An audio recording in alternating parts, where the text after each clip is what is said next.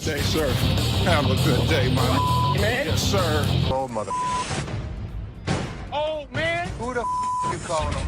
Really? You the ugliest two sisters I've ever seen in my life. Check out the wildest, most intense moments on Hardcore Pawn, where customers and staff bring the heat. And also get ready for some serious craziness at the pawn shop. Just another day at the pawn shop where we've got a mix of decent customers and, well, some pretty pathetic ones. Take this guy, for example. He may seem all laid back, but is he really? What you got here? That's a watch my grandmother gave me. Wow, this dude received a watch from his grandma, which is pretty sweet, right? But here's the thing. He's convinced it's solid gold and expects a fat stack of cash for it. Well, let's hook him up with the amount he's hoping for. Let's find out. 500. The problem is the metal on it is just stainless steel. Well, the metal on it is just stainless steel, so that's disappointing. But how will this guy take it? Yeah, you see this discoloration on the side? No. You don't see the rose? Whoa, hold up. This dude just flat out rejected it without even taking a peek. Talk about a major red flag, am I right? Less than explain. In between the links were gold plated. The gold plating had rubbed off. The watch had no value. And then this guy's like, can I get someone else to check it out then? Because Les shut down his hopes of getting any cash. Whoa, okay, Mr. Expert. This dude is seriously not happy about it. Value. It does have value. How about your chain? You want to pawn me your chain? Anyway, being the sweetheart that he is, Les brings in another dude for a second opinion, just to be fair. But what happens next is totally mind-blowing and straight up disrespectful. Brace yourself for this one. It's gonna shock you. Does this bozo know what he's doing? Well, I wouldn't really call him names. Seriously, this dude needs to chill and get a grip. I mean, who does he even think he is? Anyway, from that point on, things started spiraling down, and honestly, it's for all the right reasons. 500. Nothing. Stop being a bitch. Now, Les ain't about to tolerate any disrespect, and nobody should. And this jerk is about to experience a dose of his own medicine. And let me tell you, it's not a pretty sight. Check out what Les has in store for him. Give me my mother. Man, come over here and pick this bitch. Oh man, this dude is about to get serious flipping off, I kid you not. You know what goes down with idiots like him? They're in for a rude awakening. You, get him here.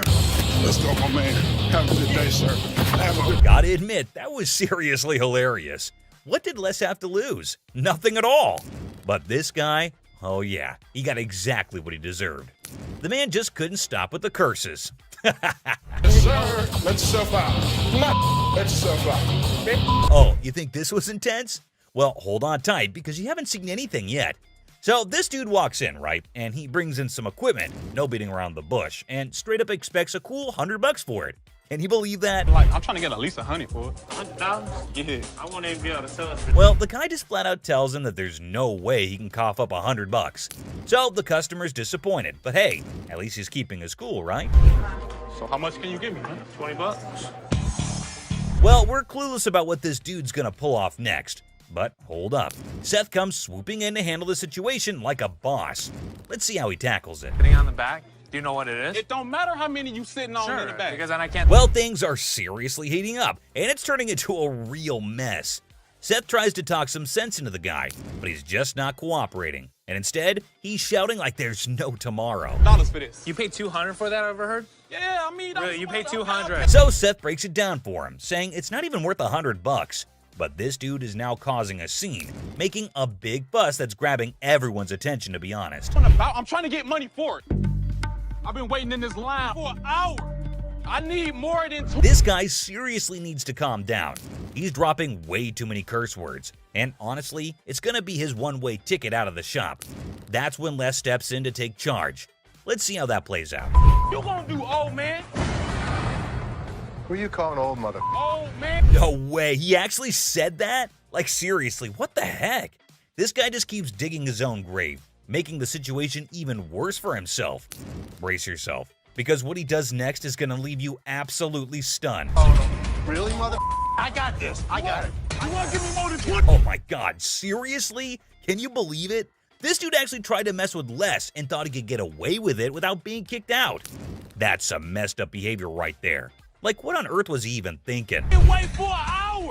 Really? Me? You. Well, he totally got what he deserved. But guess what? that's not even the end of it. Brace yourself for this next one. So, this lady strolls into the store wanting to treat herself to a fancy watch. She's all sweet and ready to drop some cash. What could possibly go haywire, right? This will be good. Okay. This one. This is really pretty. Now, this lady is seriously contemplating whether she should go for it or not. So, what's your take on it, guys? You think she'll end up taking it or not? That's really pretty. It's really pretty. Good on you. That was 100. 100. Okay. She went for it. Well, everything's going pretty darn smooth so far. I don't want to jinx it though, so let's just wait and see what unfolds next. Here. No. What is this? It's a $100 gift card. $100 gift card? Hold up. Is that for real? She whips out a gift card with all this confidence, and hey, is that some kind of new payment method now? Ashley looks totally baffled by this turn of events. Not a gift cards. What would you call it? It These says are- preferred customer. Right. Man, this lady is already super worked up the moment Ashley spills the beans that it's not a gift card. And she goes on to explain the situation. Talk about major agitation right off the bat. It allows you discounts on the sales floor. You can't swipe this card and apply. This lady is seriously caught off guard and maybe just can't handle the fact that it's not a gift card. And well, she's getting a bit too aggressive, folks. You know, the kind that usually gets shown the door and tossed out of the shop. Turn around and swipe it, okay? There's no swiper on this. So you telling me I'm I losing? gotta say, this lady is giving me some major secondhand embarrassment. I mean, it's crystal clear that the card cannot be swiped. Like, come on, that's basic common sense. But no, this woman just kept on making a complete fool out of herself. Y'all don't understand up in here, okay? But what if I'm she's not gonna about to swipe? lose, Hold on, all one right? second. Let me explain this I'm to her. not about Man, the way this woman is yelling, it won't be long before she gets the boot from the pawn shop. This customer is completely unreasonable, dude. But hey, props to Ashley for still trying to explain things calmly and patiently. swipe it. Where do you see a swipe thing on this? Do you see a Someone needs to rein in this woman because the way she's throwing a fit over a gift card is seriously ridiculous. I mean, does she not even realize how foolish she looks? Just look at her, still going on and making an absolute spectacle of herself. Somebody want to buy a preferred gift card? There's not $100 on it. There's not. Man, people can really lose it sometimes. It's wild. And last but not least, we get this other dude who goes absolutely bonkers. But here's the kicker. It's not about something he wants to buy or pawn. Now, you might be wondering, what on earth set him off then? Well, keep watching to find out. Hey, how you doing? I'm here to buy an engagement ring. So, No kidding, this guy is actually here to buy an engagement ring. Whoa, that's some exciting news, isn't it? Les coolly presents a selection of engagement rings, and you'd think everything would go smoothly, right? Well, except for the blaring car horns outside, because of course, nothing can be too easy. Oh, damn. So that's the reason for all the honking? There's a massive truck just sitting smack in the middle of the parking lot. Now, take a wild guess. Whose truck do you think that might be? Come on, give it a shot. It's not rocket science. Semi-truck. and then it's white gold. That's me. Sir, can you Ding, ding, ding. It's none other than this guy. So Les politely requests him to move his truck from there. And what do you think his response was? Find your place to park? Oh man, come on now. I'm in a hurry. I can't be moving my Yeah. truck in this. Yikes, did he seriously say that? I mean, how do some people not have basic common sense? Did he genuinely think he was doing the right thing? Les is clearly not putting up with it, and you could totally see that. You don't have an option. You have to move your truck. I'll be more than happy to show Can you. you believe this guy had the nerve to straight up say no? Well, let me tell you, things are about to take a turn for the worse for him. But just when he thought he couldn't dig himself any deeper, he goes ahead and proves you wrong. Why are you so rude? I'm not moving the damn truck. Byron, take over. Well, obviously he's about to get kicked out, and trust me, you gotta watch this. It's absolutely hilarious. move the truck? Come on, man. That's wrong, bro. Next time, parking on the freeway.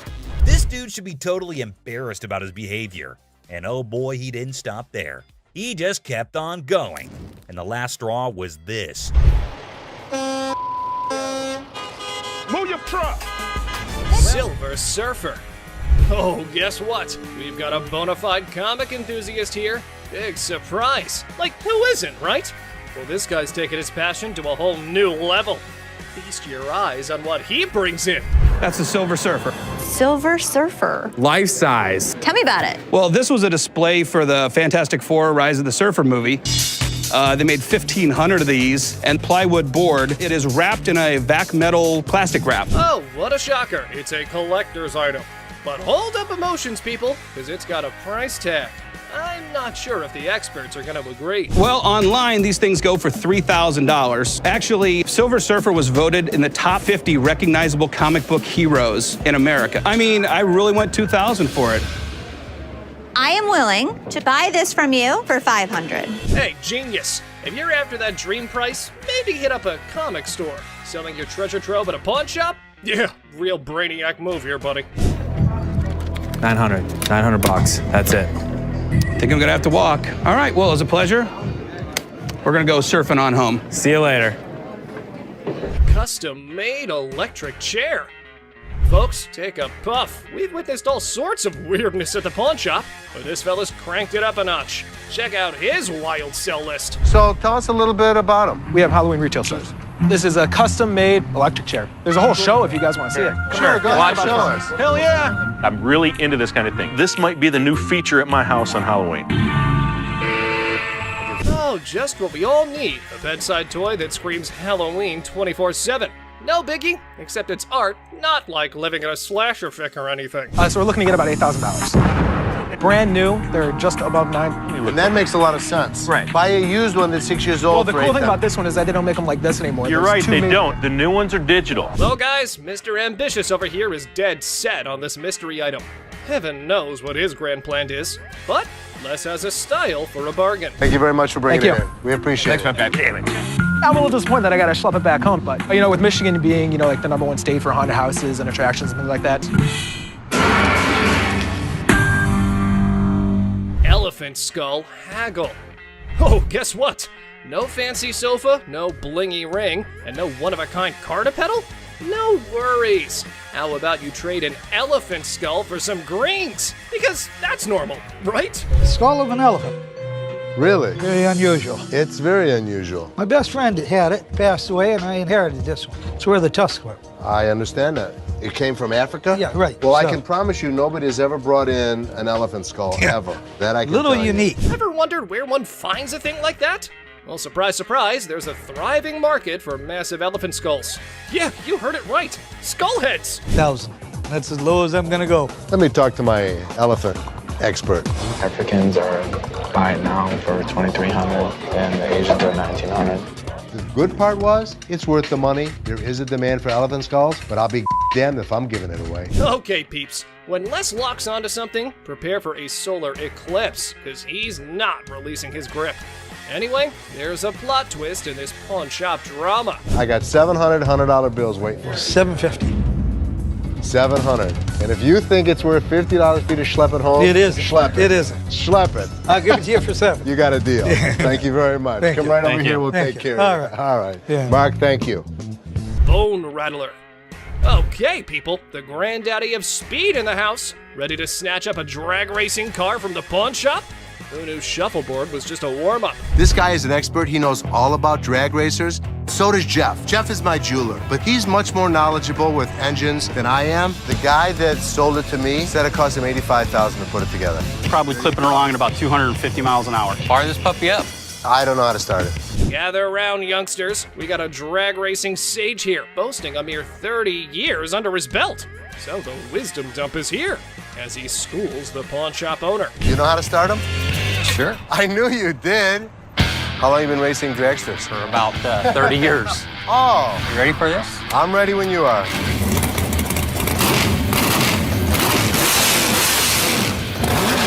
All right, Mr. Been There, Done That. Let's see if your drag racing tales can seal this deal or take a nosedive. Now, coming straight to the negotiation. 20 grand. 7,500. I don't think so. If you give me the money today, 15,000. I'll throw the skeletons in for free. We have a deal for 15,000? I guess so. Thank you very much. Have a good Enjoy day. your new car. Mechanical Bull. Ah, the good old days of Wild West bull riding and rugged cowboys. Some dude missed the memo that it's not exactly the trendiest scene nowadays. Time to catch up, y'all. Going for a ride in my parking lot, or what are we doing? Let's have a little fun, girl. We're trying to sell our mechanical bull. Why do you have it?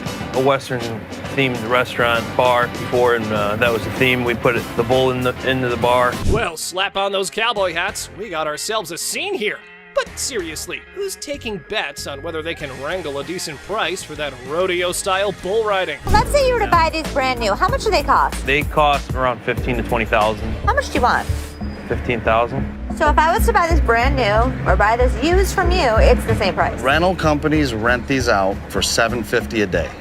There's a lot of revenue potential. Ah!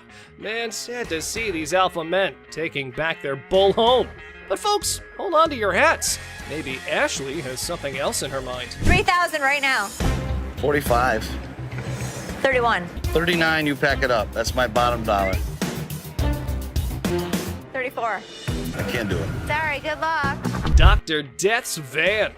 Step right up, viewers. You've heard of Dr. Death, but today's highlight is the van that spotlights as the ride for assisted suicides. Because nothing says vacation like a one-way ticket, right? This is a 1968 Volkswagen van owned by Dr. Death, Jack Kevorkian. By Dr. Death. This is the actual van that he did his first and several other assisted suicides in. Jack Kevorkian was an iconic figure in the city of Detroit. We're not aiming for a Valley of Chrome farewell tour this time. Mr. Big Bucks here wants a six-figure sum. Brace yourselves, because Les has his few concerns all queued up. It is a piece of history. I like buying weird. You won't find another one. The problem is, it doesn't make sense to spend six figures on something like this for me. Well, you either love it or hate it. But I love it. This is definitely a piece of Detroit. A van oozing that delightful combo of creepiness and death vibes. So legit. However, why not throw in another expert opinion? Let's see how that went. So 10,000 ain't gonna buy it. No, I'm in the six-figure range. 20 grand? No. 25 grand. 30 grand. 50 grand? 30. One time. 50. 30 cash right now. Bizarre bikini. Check out this granny of the century who strolls into the pawn shop with an elderly figure that has a lot to do with, I don't know. You have a look and maybe you decide. Which is the doll? I heard that. I'm undressing her.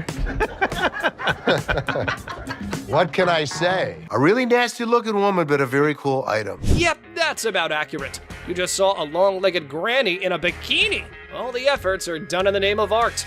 However, our granny here invested in this model. How much did you want for this thing? I'd like to get $500 for it. This thing is art. It's a very cool item, but not for that price. She's really cute. I mean, she's really fun to look at, but it's not going to be even close to 500 bucks. Never mind, that was gonna be a deal breaker.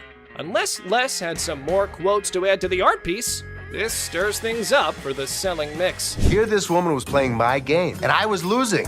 200. 190. I'll take it. Will he stop?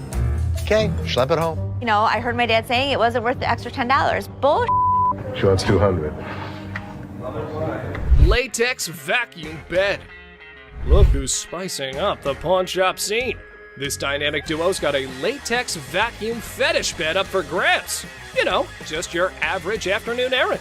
Latex vacuum bed. A what? A latex vacuum bed. So you have sex with latex? Pretty much. It's like the autoerotic asphyxiation. Is what Pretty it is, much, correct? yeah. Bobby J surprisingly knew exactly what this thing was. All right, I was wondering, who needs candlelit dinners when you can have vacuum-sealed intimacy?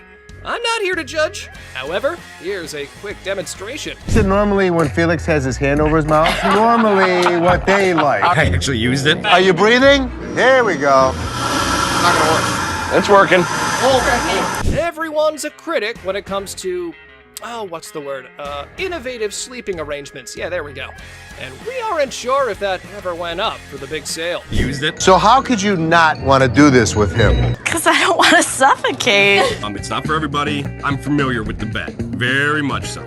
Just imagine having sex and he don't have to hold you. Perfect. Well, now we got that out of the way. Just a normal fine day when this guy walks into the pawn shop to sell Les Paul's document collection, including an incredibly unique and world's one-of-a-kind Les Paul SG guitar that belonged to his Aunt Mary. And guess what? She wasn't just some guitar lover or a casual Les Paul fan. Rick Harrison calls for Drew, the expert from Authentic Autographs Unlimited, who specializes in forensic document examination. He then carefully examines the signature on the guitar, and remarks that Les Paul had a unique and straightforward signature style. Interestingly, Drew notes that he never included his last name when signing autographs. He goes on to say, and Rick asked the seller, how much is he expecting from it? So he was like, I want $250,000 for it. But someone in the comments section went all out and said that those papers would fetch a whopping 190 grand if Joe Bonamassa got his hands on them. Another user totally agreed with him and even said that if this guitar showed up in the right magazine, some millionaire rock star would easily drop at least $200,000 for it. But here's the main part. Did the pawn shop actually make any profit? Hell yeah, they did! Once the show aired, they wasted no time and threw that bad boy up on eBay. And guess what? They scored a whopping $110,000 for it. They ended up making a cool $20,000 profit, guys. Now that's what I call a successful hustle. Next up, we have a customer who came in trying to sell a sword that was supposedly forged by the famous Yasutsugu family, known for making weapons for badass samurais back in the day. But here's the twist. The seller looked familiar to Corey. It turned out that he had been there before to sell a trophy. You'll be thinking what kind of trophy it must be. Maybe some ancient artifact or something, right? But nope, it was actually a Grammy Award. Yes, all in excitement, Rick bought it. But later he found out that it was not allowed to be sold. Oops, I can see a great loss there. Because of that now, they had to be extra careful before dealing with this sword. They weren't sure if it was a legit samurai sword or just some ninja knockoff.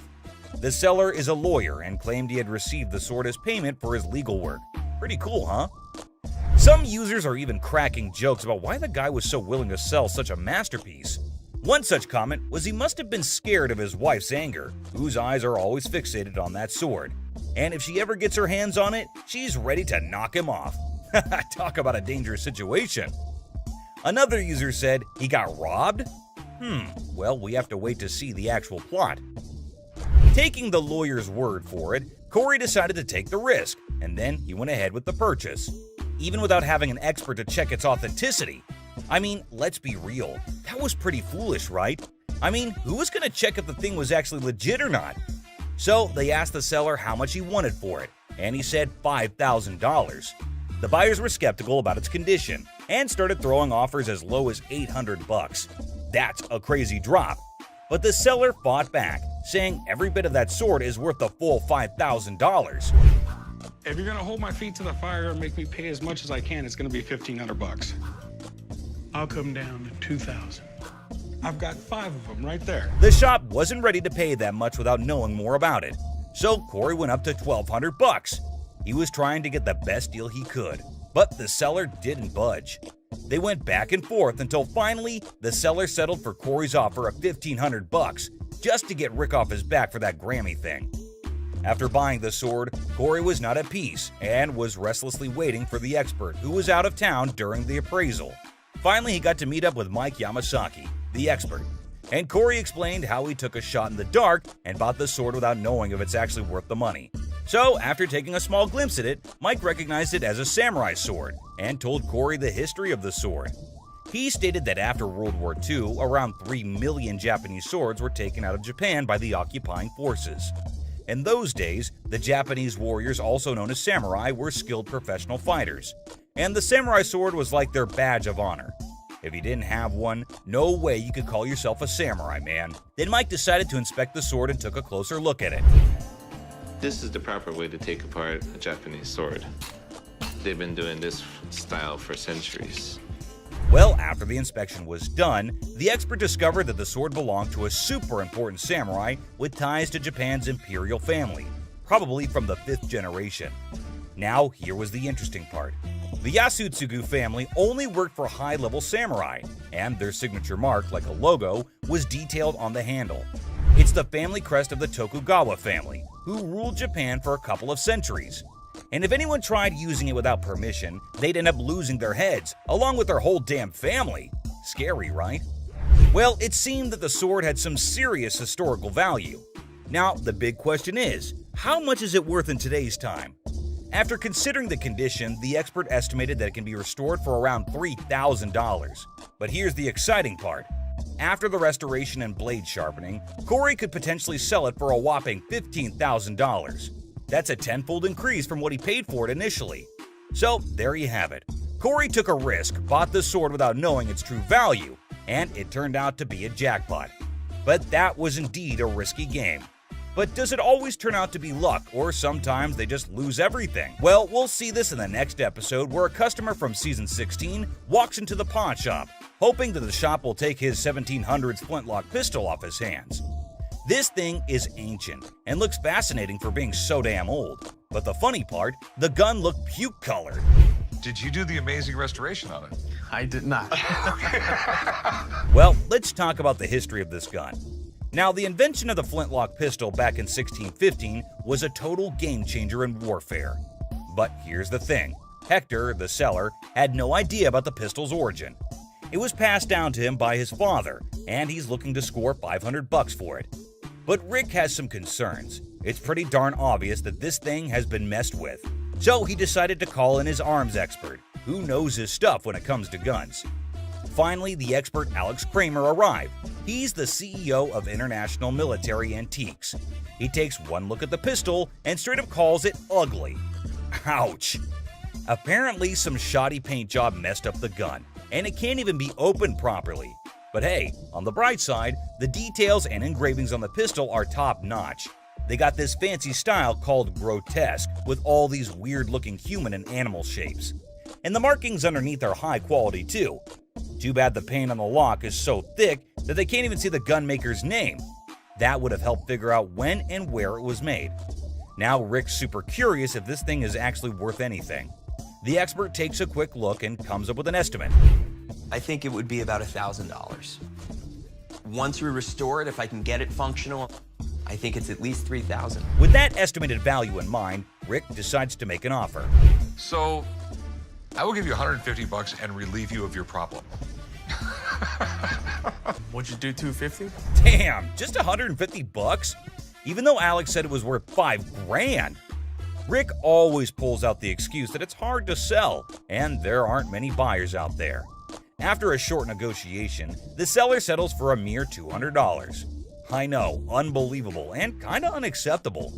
But since the gun isn't in great working condition, I guess it was the best they could do. Rick decided to take a chance and handed the gun over for restoration. Will it hit the jackpot or lose his $200? Let's see. After a successful restoration job, Rick receives some surprising news about the gun's value. It has brought back all the original details and made it look absolutely gorgeous. And guess what? It turned out even better than expected. With all of the engraving on the brass, that grotesque mask came out really well. It did come out amazing. But Alex hasn't tested it yet because he wanted Rick to witness its sight. And the best part? If this baby shoots, Rick might get a whopping $5,000. Damn. Well, let's watch if it works. I got my headphones on, so I can't hear you. Yeah! Oh, it worked perfect! So after successfully restoring the item and getting it in working condition, Rick could be making $5,000 on an item he bought for just $200. That's a crazy profit of $4,800. Absolutely hard to believe, right? Someone even commented that Rick straight up robbed Hector in broad daylight. Users are not holding back with their savage opinions. Well, keeping everything aside, this was indeed one of the craziest profits earned at Pawn Star Shop. Moving on, which has two heads. So what we got here is a Russian order, and that's what this medal represents. It's a piece of history that dates back 800 years. Pretty neat, huh? Well, neat in the sense of 800 years of Poland's struggles, constantly being conquered, reconquered, and fighting for their freedom throughout their entire history.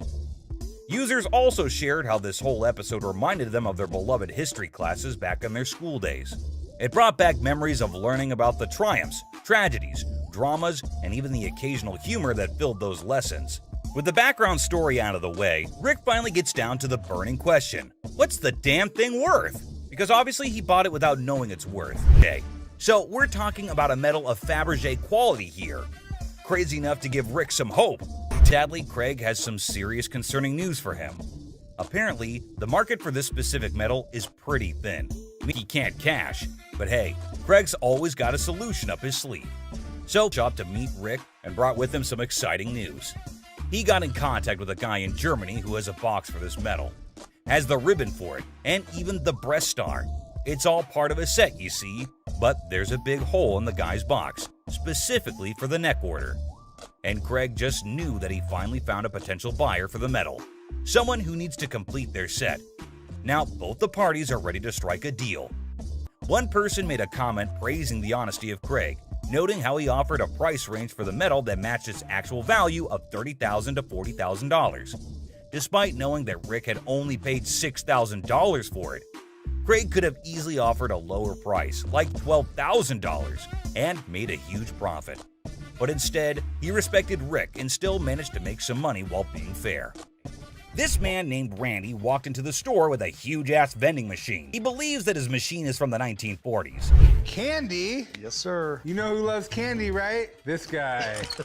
Well, Chum, we know your love for candies, but is this deal as sweet as them? This machine sure has Chum's heart, but Randy doesn't even know if it works, and neither does he have the keys to it. Well, let us look into what Chum thinks about it and whether he thinks it would be worth the cost. Just taking a look at it, I mean, it looks pretty rough shape. There is a lot of rust on it. It sure needs a good restoration, but Randy wants $1,000 for it. Man, it already needs so much work to be done.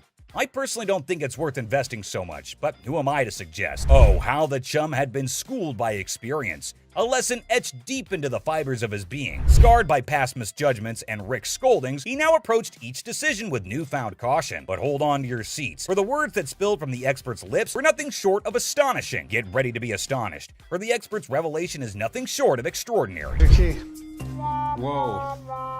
Oh boy. Right? The guts are missing. So what this needs... Man, it is empty inside. All the mechanisms are missing. The expert saved Chum's ass today on this one. The expert adds that in this condition, the machine is max $300. Whoa, that was a low blow for Randy, it seems. He cannot believe the price dropped from $1,000 to just $300. Up and running and painted, obviously. $4,500. $4,500. Okay. Well, this machine is asking too much. Chum noticed it and got the bargain straight from $1,000 to $75, and they just shook hands on $100. But a deal is a deal. Let's see how Chum restored it and made it a good sales machine for his own bars. Whoa! Holy Chum bar! Check it out, right? That is freaking awesome. Whoa, the machine is brand new again. No one can even imagine how it was before. And I know you're thinking no one got furious here. But hey, the video doesn't end here. You see, Rick was not so happy about the sweet gift lying in the garage. Why are your candy bars in it? That's the gift it keeps on giving, Rick. That thing, you can sell it for $6,500 today. Dollars off it every day for the rest of its life. Rick's fury reaches its boiling point as he directs his anger toward Chum. With intense frustration in his voice, he makes it clear that he's had enough. In a sharp and cutting tone, Rick declares that if anyone wants to get their hands on Chum's chocolate bar, they can simply take a stroll across the parking lot and purchase it directly from the store. No more concessions or accommodations. The message is clear. Rick has drawn a line in the sand, leaving Chum to face the consequences of his actions. It's a harsh ultimatum that hangs heavily in the air, leaving Chum to contemplate the future of their strained relationship. Will Chum take the opportunity to make amends, or will the rift between them widen further? Only time will tell how this explosive situation will unfold. Ah, the timeless dance of irritation between Chum and Rick, an intricate routine that never fails to provoke a symphony of exasperation. As a well-worn melody played on a perpetual loop, Chum's knack for pushing Rick's buttons has become a legendary saga of vexation and amusement. With each encounter, their interactions tread the line between exasperated sighs and affectionate eye rolls, a delicate balance that keeps the audience captivated. The sparks of frustration fly freely, igniting a wild dynamic that has become an integral part of the show's charm. So, dear observer, prepare yourself for yet another chapter in the saga of Chum and Rick's fierce relationship, where irritation and amusement intertwine in a dance that never ceases to entertain. Did you know that Chum's not just passionate about candies, he is passionate about diving as well? You can't even imagine what he buys next. He goes to buy a sailboat! Yes, you heard it right, a full sailboat. Rick was unhappy about the candy machine. You can't even imagine how he's gonna react to this deal. Give you that. The weight of anticipation hangs heavy, like a dark cloud looming overhead. In the midst of this suspenseful moment, Rick's anger simmers beneath the surface, ready to erupt like a volcano. The The stakes are high, and the consequences of Chum's potential misstep could be dire. Prepare to have your mind blown. Have you ever heard of a street-legal pirate ship? No worries if you haven't, because it was a revelation for me too. Picture this: a captivating vessel that sails through the streets instead of the high seas. This audacious individual is actually selling a pirate ship that doesn't navigate water, but instead driven around during parades and events. The sheer novelty of this concept is enough to make your jaw drop. Can you imagine the spectacle of a fully decked out pirate ship roaming the streets, spreading swashbuckling cheer and captivating onlookers? It's an unconventional twist on the nautical adventure, where imagination takes flight on wheels instead of waves. A fascinating change that challenges traditional boundaries and sparks the imaginations of all who encounter it. For a ship, you can actually drive 60 miles an hour on the highway. This is awesome. In a moment of anticipation, Chum captures a picture of the pirate ship and eagerly sends it to Rick, seeking his seal of approval. It's no secret that Chumley's heart is set on acquiring this extraordinary vessel. However, Rick's response reveals a familiar pattern. He doesn't always share Chum's level of enthusiasm. Despite Chumley's unwavering excitement, Rick's support wavers, casting a shadow of doubt over Chum's aspirations. Nevertheless, amidst the uncertainty, Chumley embarks on an unforgettable adventure on the ship, immersing himself in a world of whimsy and joy. The pirate ship becomes a catalyst for moments of pure bliss as Chumley discovers a sense of freedom and exhilaration that he has never experienced before. It's a testament to the power of chasing dreams, even in the face of skepticism. Join Chumley as he embraces the sheer thrill of sailing on that ship, creating memories that will last a lifetime. If I can make a deal, Rick will think I'm the man. As the wind tousled Chumley's hair and the weather played its part, a symphony of elements converged to enhance his adoration for the float even further. Each gust of wind whispered its approval as if urging him to embrace the exhilaration that danced in the air. The perfect weather conditions seemed to align, creating an enchanting atmosphere that heightened his connection with the pirate ship. With every passing moment, Chumley's affection for the vessel grew as if it were infused with magical essence. In the midst of it all, Chumley savored the joy and freedom that enveloped him, cherishing the sensation of pure bliss as he sailed through the streets on the ship that had captured his heart. As Chumley eagerly awaits Rick's response, hoping for validation and support, his heart sinks when he reads the crushing words that appear on his screen. Rick's text delivers a blow that pierces Chumley's enthusiasm, leaving his spirit wounded and his dreams deflated. The message, like a dagger to the heart, shatters the joy and optimism Chumley had been clinging to. The heartbreaking reality sets in as he realizes that Rick's words don't align with his own deep-rooted passion for the pirate ship. It's a moment of profound disappointment as Chumley grapples with the stark contrast between his own excitement and Rick's lack of endorsement. Emotions swirl within him: hurt, confusion, and a tinge of resentment. I'm sure he's not going to buy it. He doesn't have any money on him. But he's an idiot. Amidst the tangled web of desires and concerns, Corey possesses a keen understanding of Chumley's nature. He recognizes that once the request to abstain is made, Chumley is unlikely to proceed with the purchase. In this aspect, Rick's fears find resonance in Corey's assessment. The rational part of their minds acknowledges the validity of Rick's concerns. Even if Chumley were to succumb to impulsive desires and make a foolish decision, the stark truth remains: the price of the pirate ship far surpasses his financial means. It looms above his allowance like an insurmountable hurdle, a barrier that cannot be breached without dire consequences. The clash between longing and practicality creates a dilemma that Chumley must confront head-on. Will he heed the warnings and let go of the unattainable dream? Or will he risk it all in pursuit of his heart's desire? The outcome hangs precariously in the balance as Chumley grapples with the weight of responsibility and the allure of the forbidden. The owner wanted $250,000 for it. Man, that is a little too much. The last bargain he could agree on was $190,000, man. That is still so much money. Chumley was so sure that Rick would want to get it, until he checks his phone. Do not buy the float. That was Rick, my boss. The man had been driving Chumley around all of the efforts in explaining it. And all for what, man? Just to get rejected on a text message? Whatever. Oh, sorry, man. Man, I really feel so bad for Chumley. Everyone gives an attitude to my boy here, and he just takes it all. Well, enough of Chumley. Sometimes even Rick makes a mistake, and the great Harrison is not at all happy about this one. A captivating scene unfolds as Bill strides into the store, his presence immediately catching the attention of the Pawn Stars crew. In his possession, he carries a Wells Fargo strongbox, an intriguing artifact that exudes a sense of mystery and historical significance. As if that weren't enough, he adds to the spectacle by unveiling antique balls and chains, further piquing the curiosity of everyone present. Bill, confident in his offering, sets the price at a hefty $2,000. A sum that raises eyebrows and sets the stage for a fascinating negotiation. We got a Wells Fargo strongbox and some antique ball and chain. Okay, you do have a... The anticipation builds as the Pawn Stars team contemplates the value and potential of this unique collection.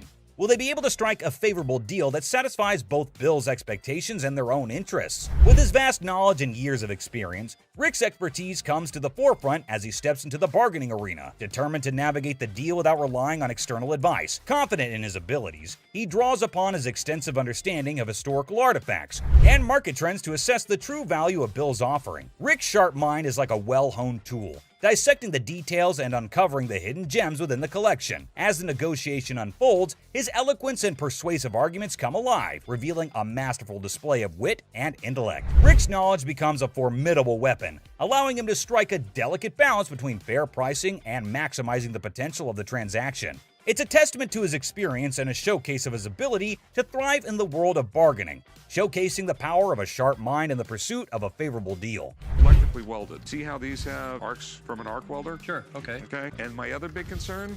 As Rick utters the phrase "other concern," a flicker of suspicion dances in his eyes, indicating that there may be more at play than just the handcuffs. His discerning gaze scrutinizes the items within the Wells Fargo strongbox, sensing something amiss. What could it be? A forged antique? A replica masquerading as a genuine artifact? The anticipation mounts, and the negotiation takes an unexpected turn as Rick dives deeper into his investigation.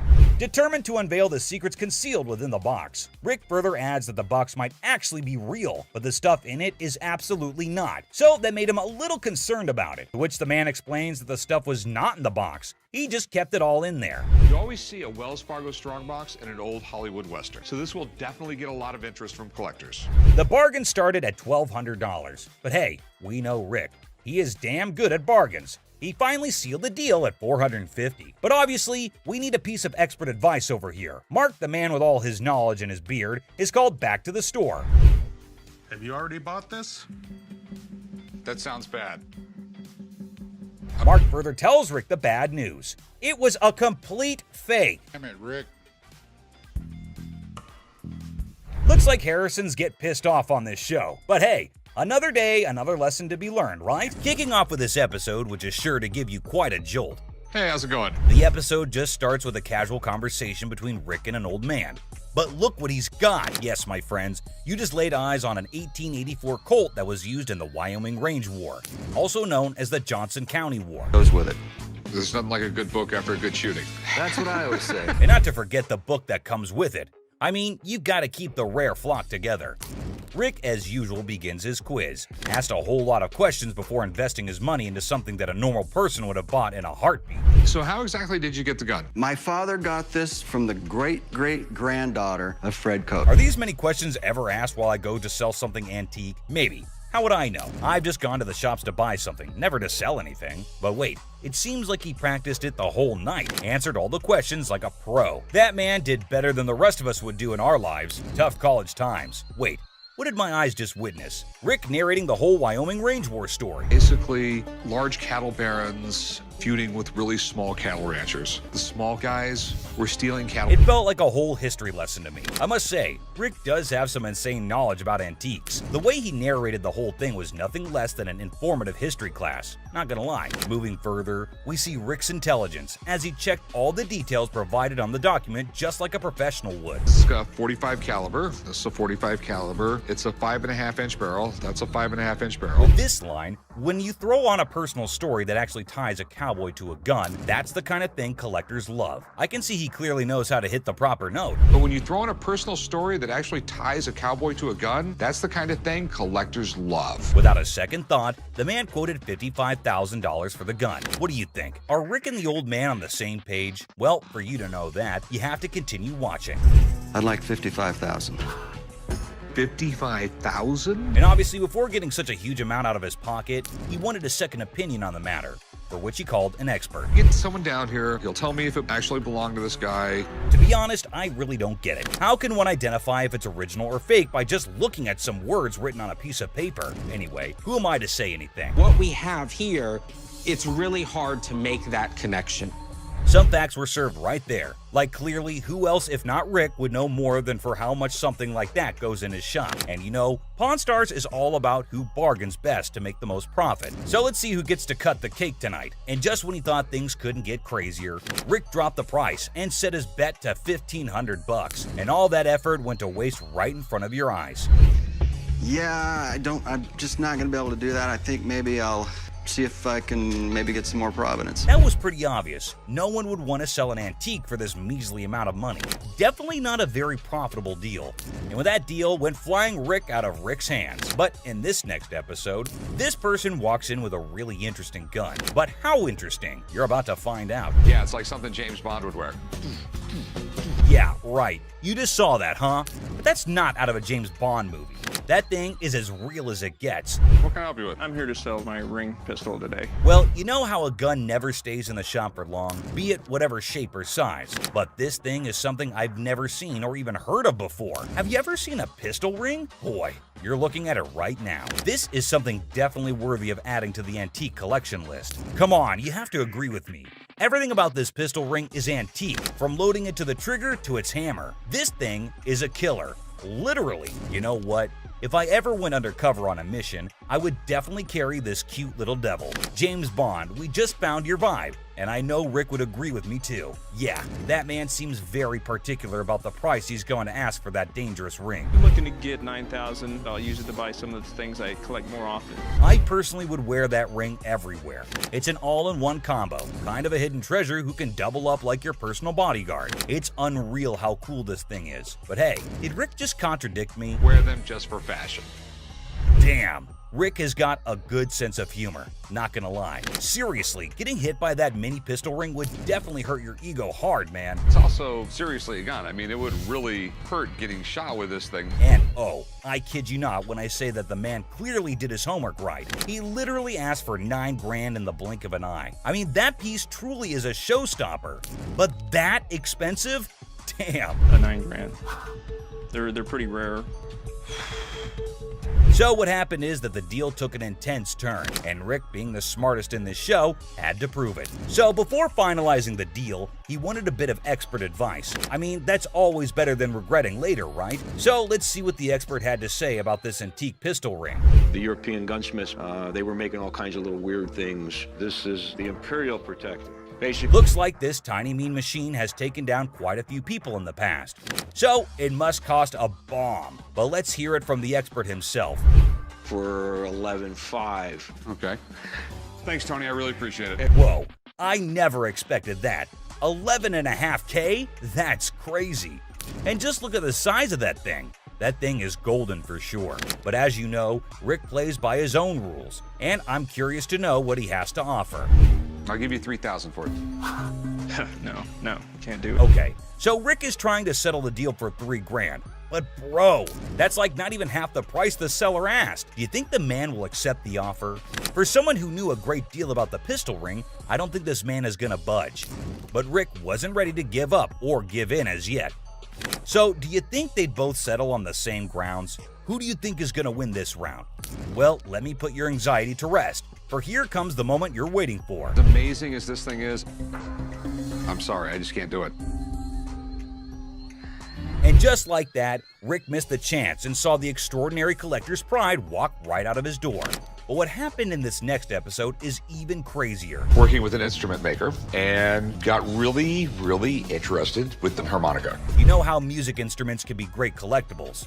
In which case, what do you think about an ancient instrument that has an emotional connection to it? Does it help double up the price? Well, I don't know about you, but I have never seen a shining gold M Hohner harmonica. We've all played a harmonica once in our lives. Right, we have. And we thought we were good at it. So for those of you who don't know who Matthias Hohner is, here's a quick history lesson for you. Hohner was a trained watchmaker born in Germany. and his company Mathhoner AG is the oldest and largest producer of harmonicas in the world. If you want to know more about this masterpiece, here's Rick for you. So apparently the watchmaker was so blown away by the piece that this is what happened. So he saw the writing on the wall, but he was also working with an instrument maker and got really, really interested with the harmonica. Rick's knowledge never fails to amaze me. There's no question that he is a master of his job, and his trade skills are even better. But is this going to be a jackpot or a lost cause? Before Rick states his price, he found a problem with the musical piece. You get in the ballpark. Okay, all right. It's plastic, and it's not in the greatest shape. I don't know, it's not too bad a shape. The cardboard's coming off. Oh no. That's going to majorly affect the price of this beautiful piece right here. So while the seller was holding on to a grand $500, what Rick pitched was unbelievable. Here's $75 for it.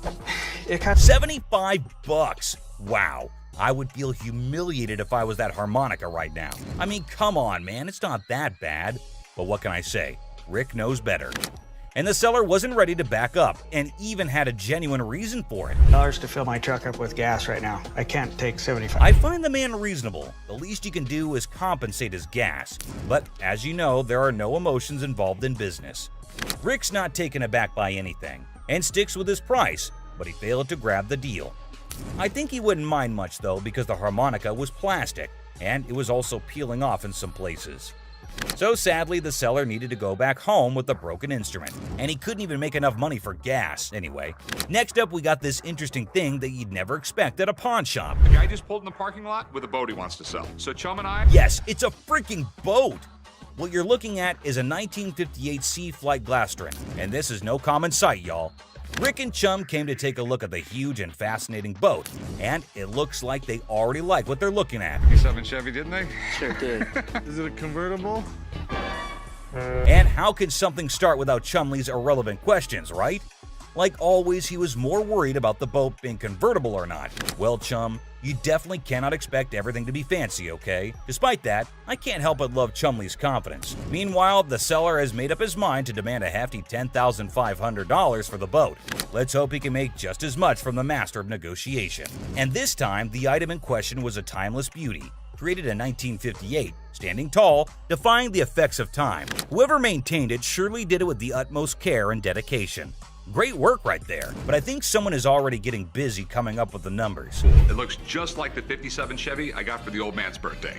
It's definitely tempting because Rick's already deciding how he was going to pitch this look-alike a 57 Chevy. this Glastron boat is awesome, but boats are tough to sell, so it has to be a home. Like he already said, boats are money pits. I mean, nobody would want to keep this huge boat in their homes as an antique. Quite rare, as the word suggests itself. But this seller is definitely giving Rick tough competition. With all that USP knowledge he was throwing about, he came in here ready to face the pawnbroking world. Do you know why? Because it was a little 17-foot boat. No, because it was fiberglass. No more wood boats. Wood boats were moving out. But what happened next was totally unexpected. 10-5. In an unexpected turn, the owner of the boat bravely revealed a startling price tag, $10,500. Wow, that's crazy. What do you think Rick is gonna do? Will he buy it or break it? I don't even want to make you an offer. There's too much work that's got to be done for me to make anything. Did you see that? Rick didn't even make an attempt to convince the donor to accept a lesser price. But that's exactly what the show is all about, expecting the unexpected. But you cannot miss this museum piece that just made its entry into the shop today. A man brought in an ancient coin, a portrait of Julius Caesar from the month before he was assassinated. Well, I have a coin here. It's a portrait coin of Julius Caesar from the month before he got assassinated. But before that, quick history lesson. Did you know Caesar was the first living person to be depicted on Roman currency? Back then, this honor was only reserved for the gods, so you can imagine Caesar's position in the society. So you know that having him on a coin is quite exclusive, and any historical coin collector would be yearning to get their hands on this coin. Would do what was necessary to preserve the Republic. Okay, and no matter what he did in office, Rick was taken in by the intriguing offer, and his sincerity came through, creating a favorable environment for a possible deal. Rick, though, sticks to his strategy since he was logical. As you know, the man is a smart specialist who always seeks professional advice before taking major action. But let's see what the price on offer is. how much were you looking to get out of it? I want 4,400, please. Okay. I like this man's confidence and how he's so adamant about the asking price. Exactly the way it should be. The style is correct. Everything is right. Okay. It's perfectly genuine. The expert's analysis is giving us a ray of hope with each passing second. So let's see what the experts have to say.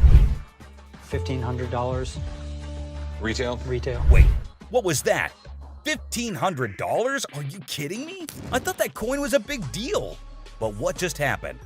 It's ridiculous. I mean, sometimes you can never explain how things turn out to be in the pawn world. Just like this episode where a man walked in claiming to have a 1951 Yankees team signed ball. 1951 Yankees team signed baseball. For those who may not know, the New York Yankees of the 1940s and 1950s were the most dominant team in baseball history. They won 10 World Series titles only between 1947 and 1962.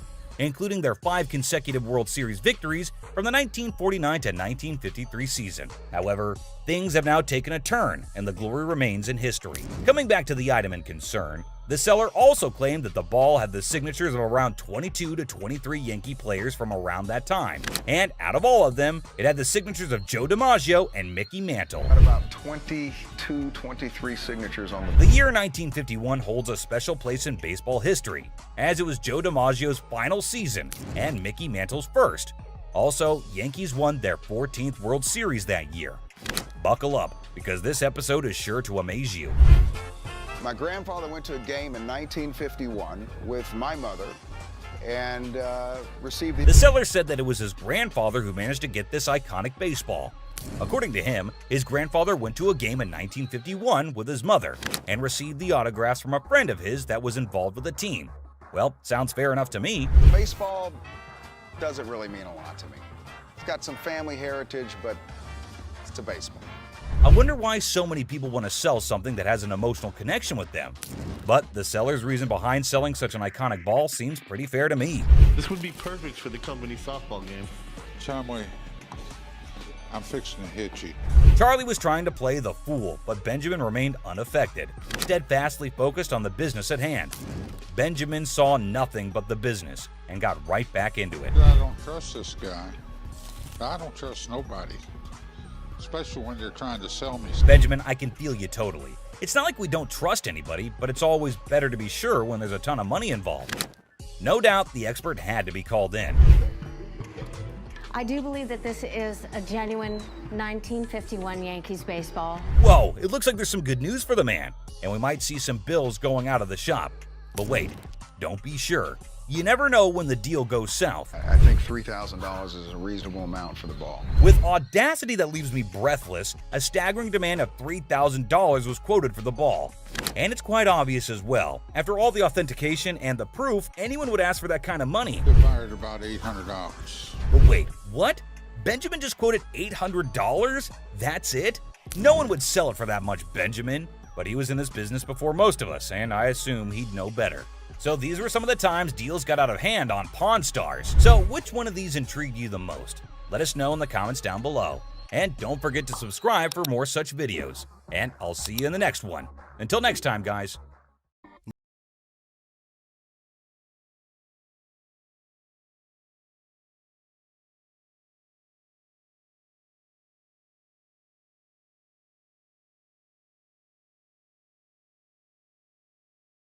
You know games. Let me go on my stuff. You ain't getting nothing. You don't come back. Yeah, I will be back. You and your people. I can put up with a lot of, but that woman cannot call me that. Who walks up to one of the cars and pulls out her boobs and starts rubbing it on the car? Wes, the owner of the pawn shop, greets a guest who brings Detroit Bicentennial cards. However, the excitement fizzles out when they realize the cards aren't worth as much as they'd hoped online. $50 less. Shake on it? Give me a minute. No problem. Got an ad you can show me? I got you. This young punk comes in thinking that he's going to get one over on me. Does he not know who he's dealing with? Thank you very much. It's me. $12. He ate me alive. Shannon's fur coat fiasco at the pawn shop, where bargaining hits a snag and tensions soar. It's clear that negotiating prices can be as wild as a fox in a hen house. Do you have anything else? No. Excuse me? No. God damn it. John is name. Don't put your hands on that woman. Your mama is a fool. Les Gold faces off with a cheerful, plump customer aiming to sell a watch for his wife's anniversary. Les, ever witty, discovers it's their anniversary too. The old man deadpans 25 years, prompting Les to hilariously inquire, "How many happy years, man?" Laughter ensues in this pawn shop comedy. Having your Ooh, have a nice day. fool. Detroit. Hey, Detroit. We're headed to the swimming pools. I need the pawn, please. Okay, let's take a look at it. I'm here with my man. Got in a big argument, left me, so I need to He get left back you home. here? Oh yeah, he left me, and I got to get back. Back where? To Hawaii. In this funny scene at a pawn shop, the person in charge, Les, like a boss, looks at a watch and says, "It's fake, not real." This surprises our customer, who looks sad like a puppy, but he doesn't give up. He tries to make a deal, asking how much they'll pay for the supposedly fake watch. But the pawn shop owner isn't interested and won't pay anything for it. Damn, it takes that long. Really? Okay, how much did you need? I was just trying to, not this for you to be nice, but. 600. How'd you come up with that? I got this from one of my aunts in Africa. This is $600. Do you know what it is? It's an African pearl. That's what it is. It's actually a Tahitian pearl? No, this is from Africa. This is an African pearl. This is a customer who's a bit overweight and acts really strange. He starts making crazy threats and saying weird stuff about the pawn shop owner's wife. This makes Les mad, and everything gets really chaotic, like a crazy carnival. Then, out of nowhere, security guards show up and grab our main character. They kick him out of the shop. Pearls. Tahitian pearls are Okay, black. so how much is it worth? It's gonna be under 600. My ticket cost 600. That's how much I need. Do you have anything else? No. Excuse me? No. You told me I wasn't going fast enough, and you called me a bitch. Okay. Exactly. Can I get $600 You a can't month? get anything. Okay, I You get can't talk to her like $598. this. Who do you I'll think talk you are to coming over there? around. You're not Can I anybody. get $597? You can't get. Why he left you now? You don't know why he left he me. left No, I'm not leaving no more place. Yes, you are. Oh, Talk to us like a human being. they think that.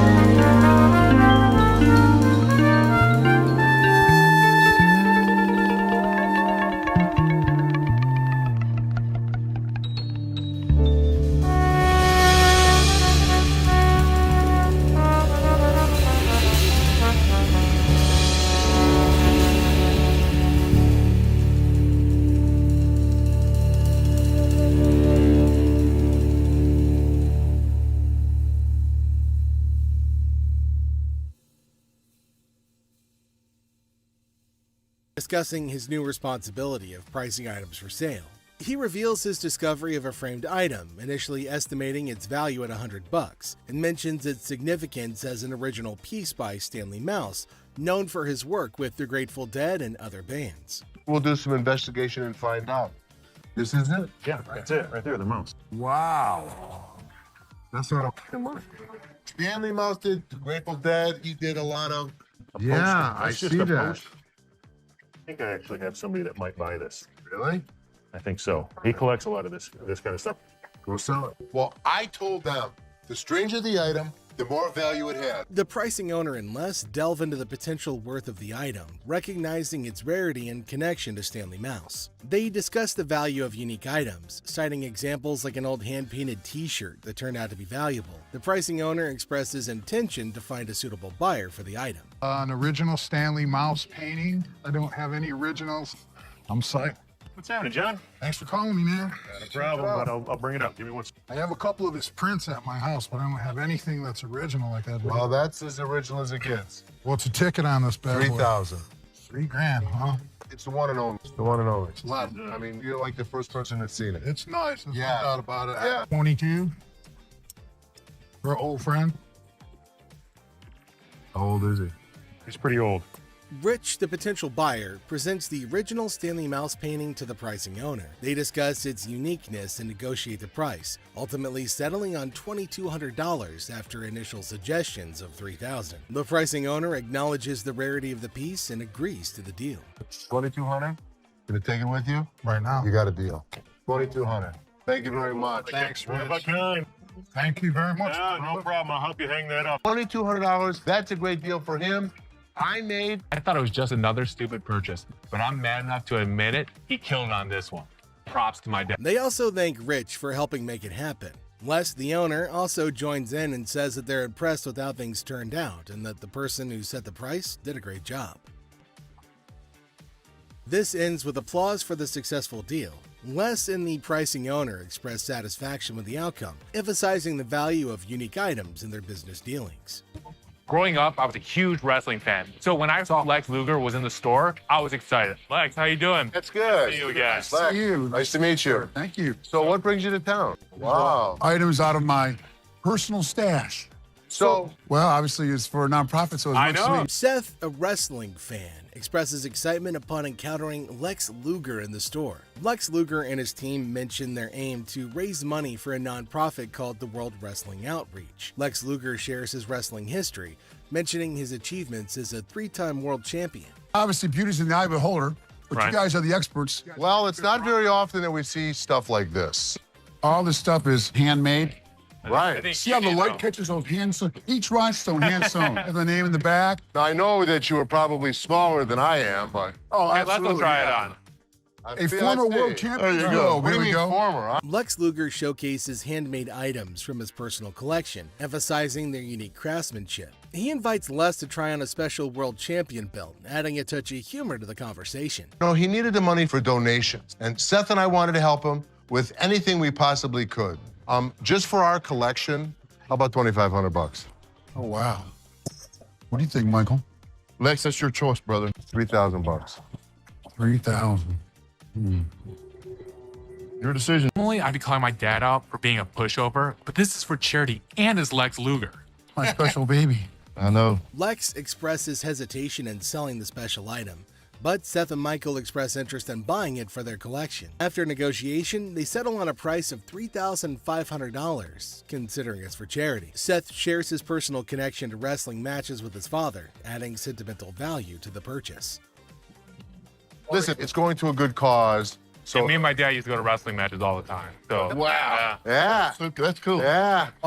You got a deal. My brother. Got a deal. Thank you. I appreciate it. Thank you, Lance. Thank you. Well, I personally am very excited. I didn't know what to expect. On behalf of a good cause, they went a little soft on us, and I'm very thankful. Les expresses excitement and gratitude for the successful transaction, noting the unexpected softness in negotiation from the master negotiators representing the nonprofit cause. So what's next? I'm going to call in some world-class appraisers. And if they're real? If they're real, I'm buying them, But first, I'm gonna get some other opinions. I apologize for interrupting, but there's a guy on the phone. He says he's the guy who owns the artwork, and he's really pissed. What line is he on? I'll transfer him over. Les plans to get expert opinions on paintings brought by Dina and Tony. Suddenly, an employee interrupts, saying the supposed owner, Todd Hutchin, is upset and on the phone. Hello? Mr. Gold. Yes. Hello, sir. My name is Todd Hutchins. I appreciate you taking my call. Oh, it's my pleasure. Okay. Les talks to Todd, who claims the paintings are his and accuses Dina and Tony of leaving them without his permission. Les tries to understand and offers to resolve the situation. What do you think? Son of a bitch, I think it's real. Yeah, but why would he take such a hit? He's not, he's making money. Doesn't make sense. Stranger things have happened. I mean, we've never had anything like this ever. What are you gonna do? What's the next step? Les, Ashley, and Seth talk about the situation, unsure whom to believe, but agreeing that Todd seems genuine. They decide to verify the painting's authenticity. Paintings are authentic.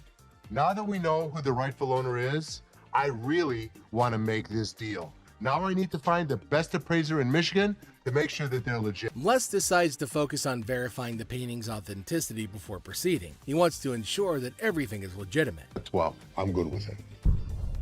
Les ends the discussion, determined to handle the situation carefully. Despite the unexpected problem, he remains committed to resolving it honestly and fairly. I need to pawn this, please. Okay, let's take a look at it. All right. I'm here with my man, and we got in a big argument, and he left me, so I need to He get left back you home. here? To Hawaii. Oh, really? Where about? Honolulu. Okay. A woman comes to Ashley asking to pawn her bracelet. She says that she's had a fight with her partner and needs money urgently to go back to Hawaii. Okay, how much did you need? I was just trying to knot this for you to be nice, but... 600. I got this from one of my aunts in Africa. This is $600. Do you know actually a Tahitian pearl? No, this is from Africa. This is an African pearl. Tahitian pearls are... Okay. Ashley checks the bracelet and talks to the woman about where it's from. The woman says that it's an African pearl, but Ashley says that it's a Tahitian pearl. They disagree about its worth and where it's from. It's going to be under 600. My ticket cost 600. That's how much I need. Do you have anything else? No. Excuse me? No. 600 or not. You can't get 600 on this. Okay. And also, don't call me a bitch. The woman demands on receiving $600 for the bracelet, which is the same amount as her Hawaii ticket. Ashley asks whether she had another item to pawn, but the woman declines. They're both furious when Ashley claims the jewelry isn't worth very much. Hey. That's not what I said. It could be worth something. Okay, can I get $5.99? No. Some kind of problem? I told me I wasn't going fast enough, and she called me a bitch. Exactly. Can I get $600 or not? Ashley continues to clarify that the bracelet may still be worth something, but the woman's not going to listen. She asks for $599, but Ashley refuses. What are you going to do? Oh, kiss my... Honey, you don't have that kind of money. All right. You. All of y'all. Bitch. If you want some help, talk to us like a human being. Aloha. There. The woman gets angrier and calls Ashley names. Ashley stays calm but tells her to talk respectfully. The woman leaves angrily and this situation doesn't get resolved. On picking up very expensive pieces grabs Les's attention. Hey, sir, don't touch it. Sir, if there's anything you want to see, we'll be more than happy to show you, sir. Well, what do you know? Expensive pieces tend to be fragile. How am I going to see if it's going to work? The customer starts touching expensive items, catching Les's attention. Les politely asks them not to touch anything, offering assistance in viewing items instead. Sure, that's why I asked you. That's when you're back there and he's over. I'll come out right out there. You think I give it? The customer insists on touching, arguing it's necessary to check functionality. Les tries to explain store policy, but the customer gets upset. Out of my store. Don't touch it. Don't touch it. Go. You're lucky you got some. The customer's frustration grows, prompting Les to ask them to leave for disrupting the store. Les firmly directs the customer to leave, highlighting their luck in having assistance. Jersey just moved into the town and is on an errand from his wife. My wife and I, we just bought a house, and she sent me here. She said, see what you can pick up. Let's find some. I'll bet you can make. A middle-aged man from New Jersey, recently moved into town, is running an errand from his wife to find furniture for their new house. He spots a couch in the store and expresses interest in making a deal. After looking at a cheap couch, the customer notices that the couch is dirty. You gonna clean all that up before I buy it?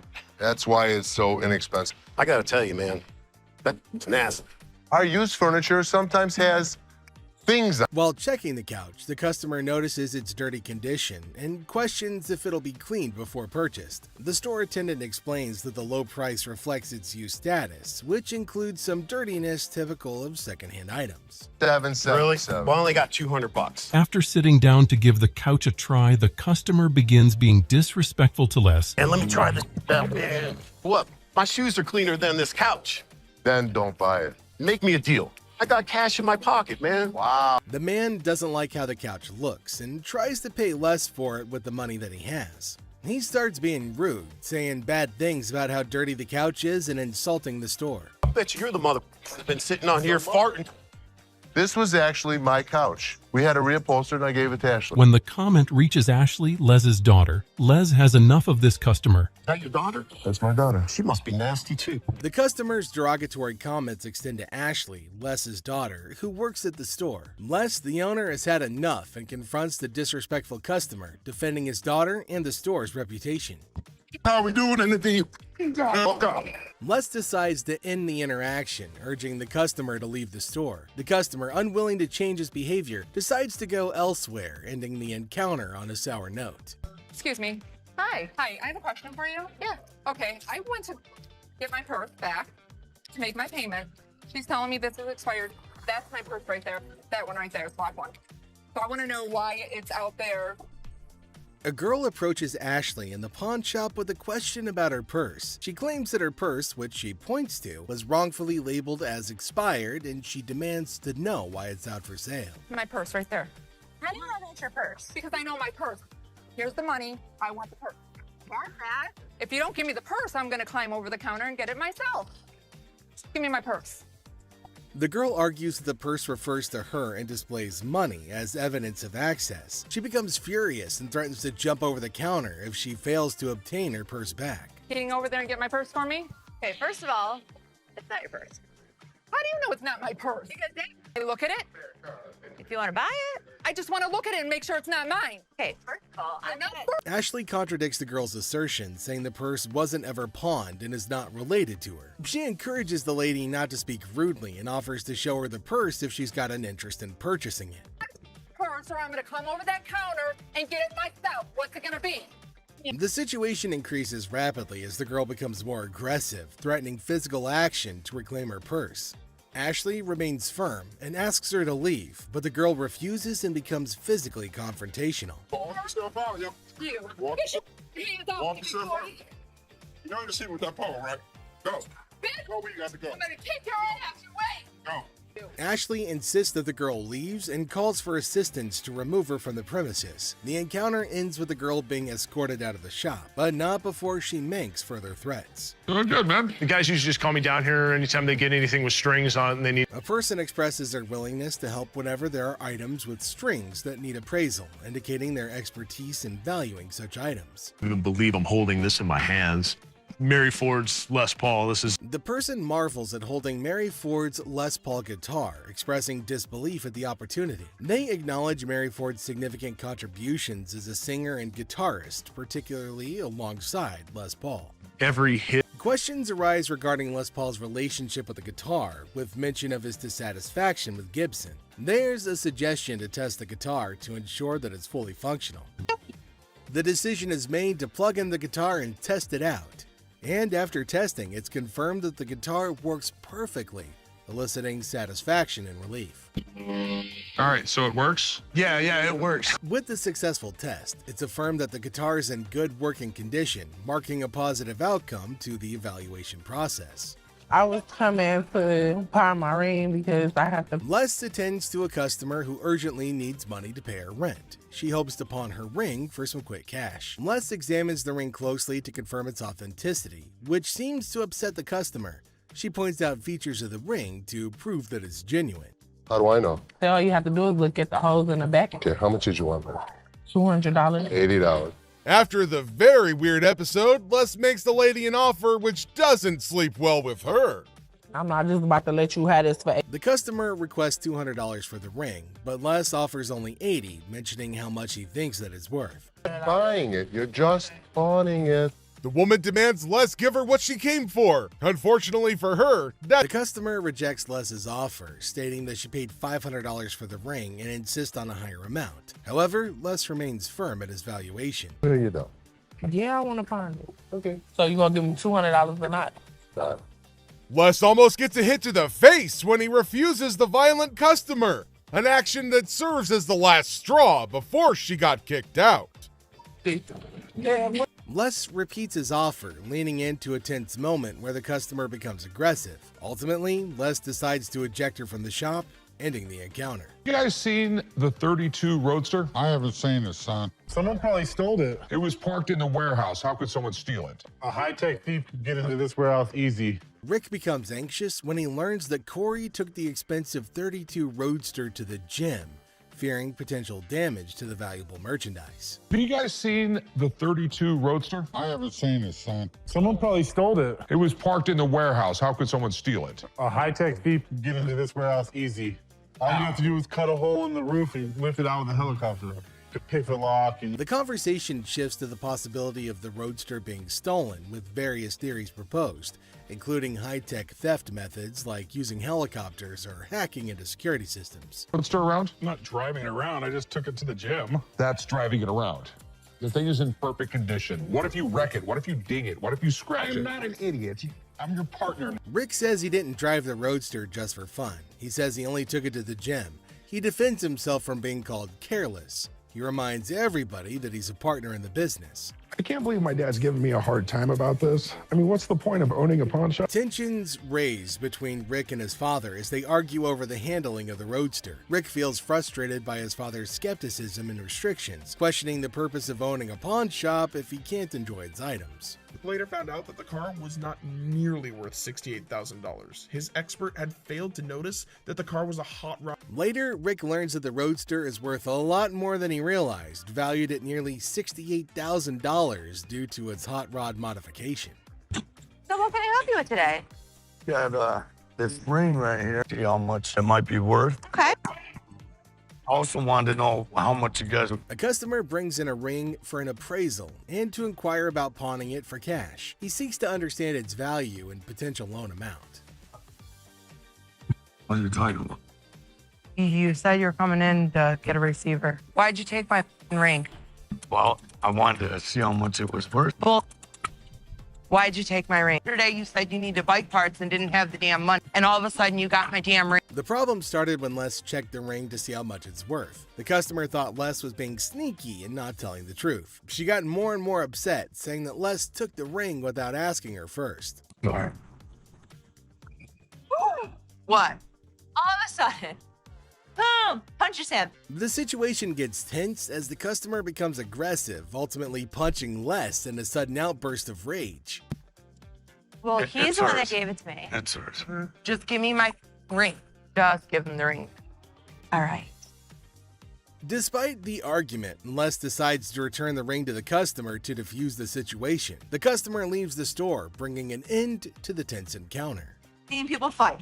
I've seen people get hit. I have never seen a girl sucker punch her husband. Les expressed surprise at the customer's sudden violent behavior, emphasizing that he's witnessed conflicts before, but never expected such aggression from a customer, particularly towards their spouse. Welcome to the junk. Hey, how you doing, man? Hey, can I talk to the owner? Okay. We do. Okay, how's that working out for you? Working out great. I'd like the opportunity to maybe go over some paperwork with you, show you what we can offer, what we could do. Okay, well, there's nothing to be missing. If somebody's parked illegally, we want to be able to come in. Mark, a would-be business partner, approaches Les with a proposition. However, Les quickly realizes Mark's intentions and plays along, subtly mocking Mark's attempts at persuasion with humorous banter. A car that's left overnight by some chance. It doesn't happen. Well, things happen. We don't have that problem because we have fences around the building. Well, we've done a couple other business around here. I don't think you're understanding what I'm saying. I want the business. Listen. No, you listen. You are not coming into my business and trying to shake me down. Do you understand me? Listen, you are... Do you understand me? As Mark persists with his proposal, Les becomes increasingly skeptical. With witty comebacks and dry humor, Les navigates the conversation, ultimately shutting down Mark's shakedown attempt with firmness and sarcasm. It's the old time in the past. We got a new thing going on right now. No, you got a shakedown business, which I'm not going to pay for. Okay, well, that's What would you call it?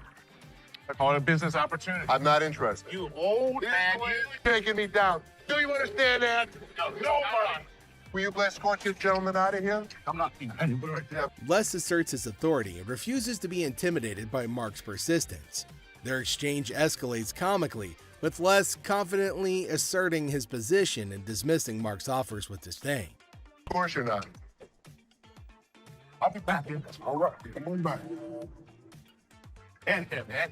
Go ahead. Put your hands on me. So with now, I ain't gotta touch you no more. I'll be back. If I were you, I wouldn't come back. Whatever. You make sure that mother never comes back in here. You No understand? problem, sir. You had a choice to be able to make this happen, okay, and make it happen right, okay? The confrontation concludes as Les firmly shows Mark the door, unimpressed by his attempts to strong-arm a deal. With a mix of humor and seriousness, Les ensures that Mark won't be coming back anytime soon, ending the encounter on a humorous note. Hey, you the owner? Check this out, man. I can turn around and pay for that. What's up with that? $25, man. Come on, man. Step your back, man. Step back. Come on, you gonna talk to me? Orderly, I'm speaking English, just say. You get it? I ain't got no receipt, man. Well, how can I give you another unit, another game, if you don't Because have I bought it from here, man. I bought it right over there. I will be more than happy to exchange it for you. The customer's mad because he wants a refund for a game but forgot the receipt. Les tries joking around, but the guy's still upset. Things get a bit funnier as they go back and forth, with the customer threatening to jump the counter. But Les stays cool and sends him off with a witty goodbye. What, am I supposed to carry it with me? Give me my money back now. I can't have that. I don't know if we did it. I don't know if he did it. I don't know if he really bought it from us. But because he was so irate, he had to go. We're going to go right here to the refund. I ain't going over there. Well, do you want it? I got... Get off me, man. You going? You ready? You ready? You going? Get off me, man. Let's go. Let's go. Les attempts to reason with the customer, offering to exchange the game if he brings the receipt. However, the customer's stubbornness escalates, threatening to leap over the counter, adding to the absurdity of the situation.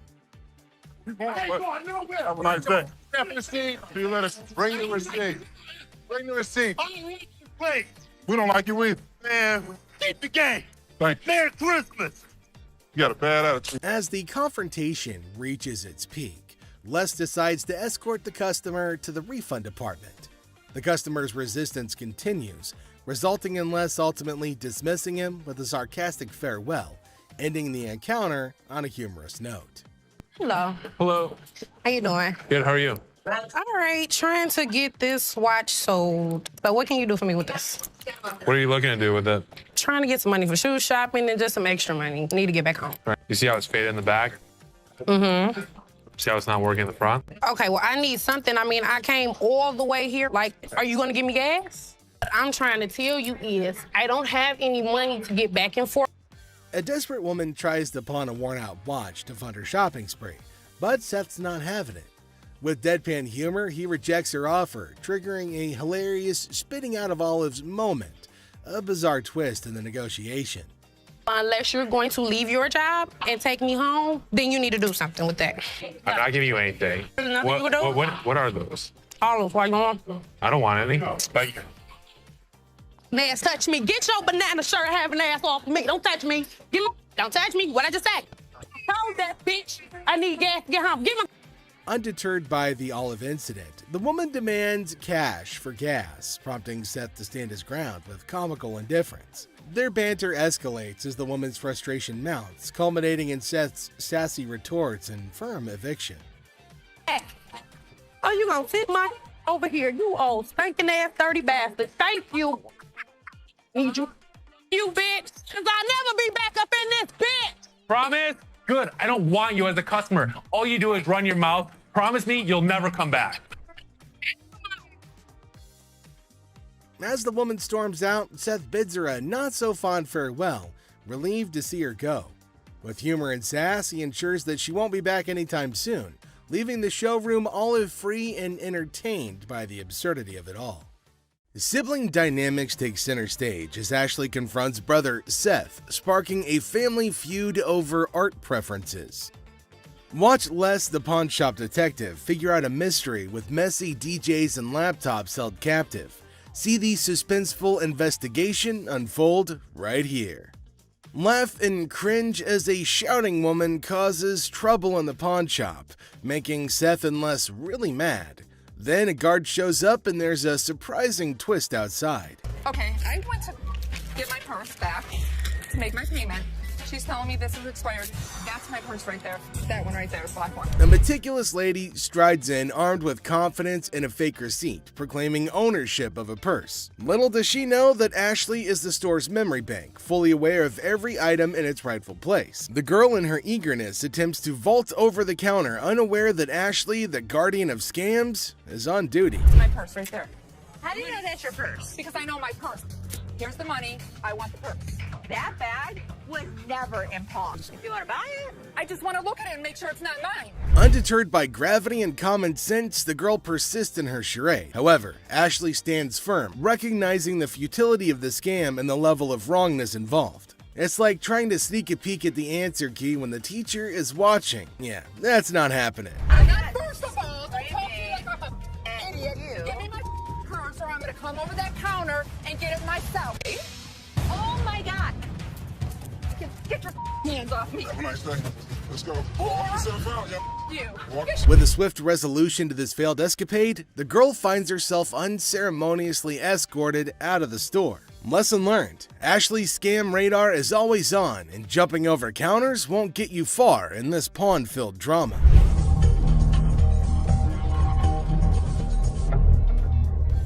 All right, deal. I think I got a good deal, and I know I'm gonna be able to make some money on it. I can't believe you spent that much.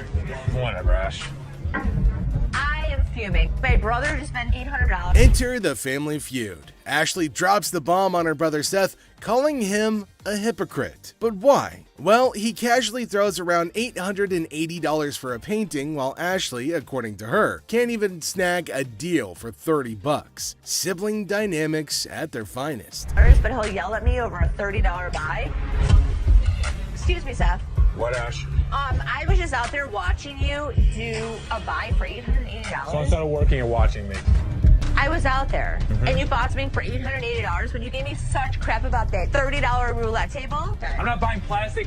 I'm buying stuff that we can actually resell without a problem. We'll never resell that. They will sit in the back and rot. Are you kidding? We'll put it around the federal corner. We're gonna make $1,000 plus on the deal. Really, Ash? You know I'm gonna be able to sell. The plot thickens as Ashley confronts Seth about the apparent double standards. She probes into the intricacies of spending $880, questioning how bad it could be. Seth, in classic sibling fashion, argues that his purchases are all about resale value, a concept he conveniently forgets when it comes to Ashley's shopping habits. According to him, he's the revenue guru. You are just a hypocrite.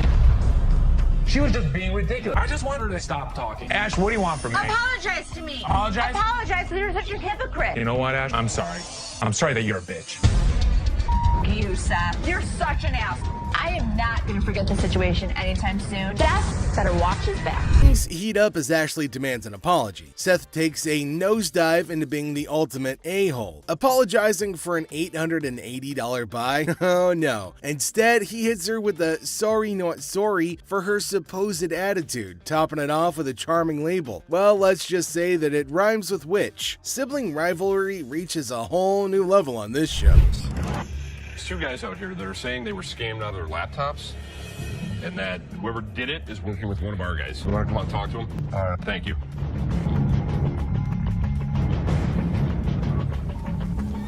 Who is it? Les is hit with some unexpected news. A few guys claim that they've been pawned by a girl from the staff. Les, ever the detective, approaches the situation with a mix of suspicion and humor, wondering aloud if he's either unintentionally swindling customers or if bizarre customers have taken up a new form of thievery. Tell me. She pawned 2 of our laptops, and she told us she was gonna bring them out to the back. Some of it, yeah. Okay, wait.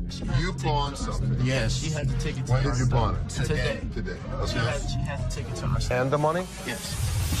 These two kids come in and talk about have some girl pawn 2 laptops. The plot thickens as 2 disheveled DJs step into the scene, laptops held hostage. The atmosphere turns somber as the weight of the situation sinks in. It's a strange occurrence that has everyone wearing expressions of confusion and concern. Les, with his seasoned cool, casually queries about the laptop's ownership, revealing they're registered under the mysterious girl's name. Split the money 3 ways, and one of my employees was gonna walk it out the back door. Either this is a new way for my employees to steal from me. To contact the owner because we want to. I am the owner. I'm just trying to switch the ticket so she can't have them. And it's in her name. No, that's why I wanted to know if I can't do it. The tension rises, but Les doesn't crack under pressure. Maturely handling the situation, he asserts that he needs the lowdown to work his magic and get those laptops back where they belong. It's a pawn shop mystery, and Les is the detective determined to unravel the peculiar case of laptops and loyalties. Because your sign is saying that I can get 30 days of free cash. If you're a new customer with those first 30 days, you can get interest-free loan. You only pay $1 per store. But it's saying if I brought a friend with me that I could get 30 days of free cash. It's for an interest-free loan. Okay, so there came a woman at the counter. Let's see what she's gonna come up with. Is she asking for free money? I think she might possibly be mad, though it is kind of funny that she's got enough courage to come up and ask for money without investing anything. Now, the lady at the counter frowned and asked her if she paid or not. Intriguingly, she hasn't paid anything, but she's still asking for money. Holy shit, what's wrong with some people? You're just misreading it. No, you're misreading it. That's not what the y'all saying to say, bitch. It says I get free cash for 30 days in this month. You're not getting no free cash. Where does it say that? Who told you to get in there? You did. I'm not talking to you. I need my cash. I need my cash. It says it right here. Free cash. Oh, and to make matters worse, she started shouting at her. Everyone around started looking at her, wondering what the hell was going on. Seth and Les get a little furious as everybody's just standing around trying to figure out what's going on. She started bullying her, but the lady tried to explain to her again that she misunderstood the agreement and they're not just gonna give her free cash. But this lady's just not listening to anybody. Well, Seth then enters, so who knows what's gonna happen now. I brought my friend with me. If you get a loan and you refer a friend, you can get 30 days, interest free. That doesn't mean we're just gonna hand you cash. What do you have to pawn? Come on now. You don't have to talk. You're not screaming. Can you read? Read what it says. I can read. I can read. People was waiting to get her. You don't have to pawn. Shut the Les entered and asked her whether she read the whole document or not, and she was not listening and constantly arguing and pointing to them as if they had done something wrong. Meanwhile, other women decided to intrude, and oh my god, it's gonna be funny. Looks like they've all decided to have a fight in the pawn shop. Wonder how that's all gonna end. And it looks like Les is gonna join in too. The other woman that just jumps in the middle. You gotta get in that people gotta get out of the you gotta get out of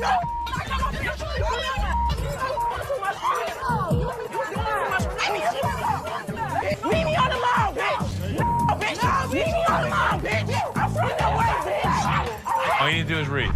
Now see the other women get in and start shouting at her as everybody behind her was waiting for her to get out of the queue. So they started fighting and now they're all having an immense fight. Everybody around is watching and laughing at them. Well, the guard had to go and break everything up. Well, at least they're all gonna get treated the same way, especially the one who created the mess. Pretty sure they're gonna hold him up and throw him out. And there they go, they're still shouting and fighting with each other as well.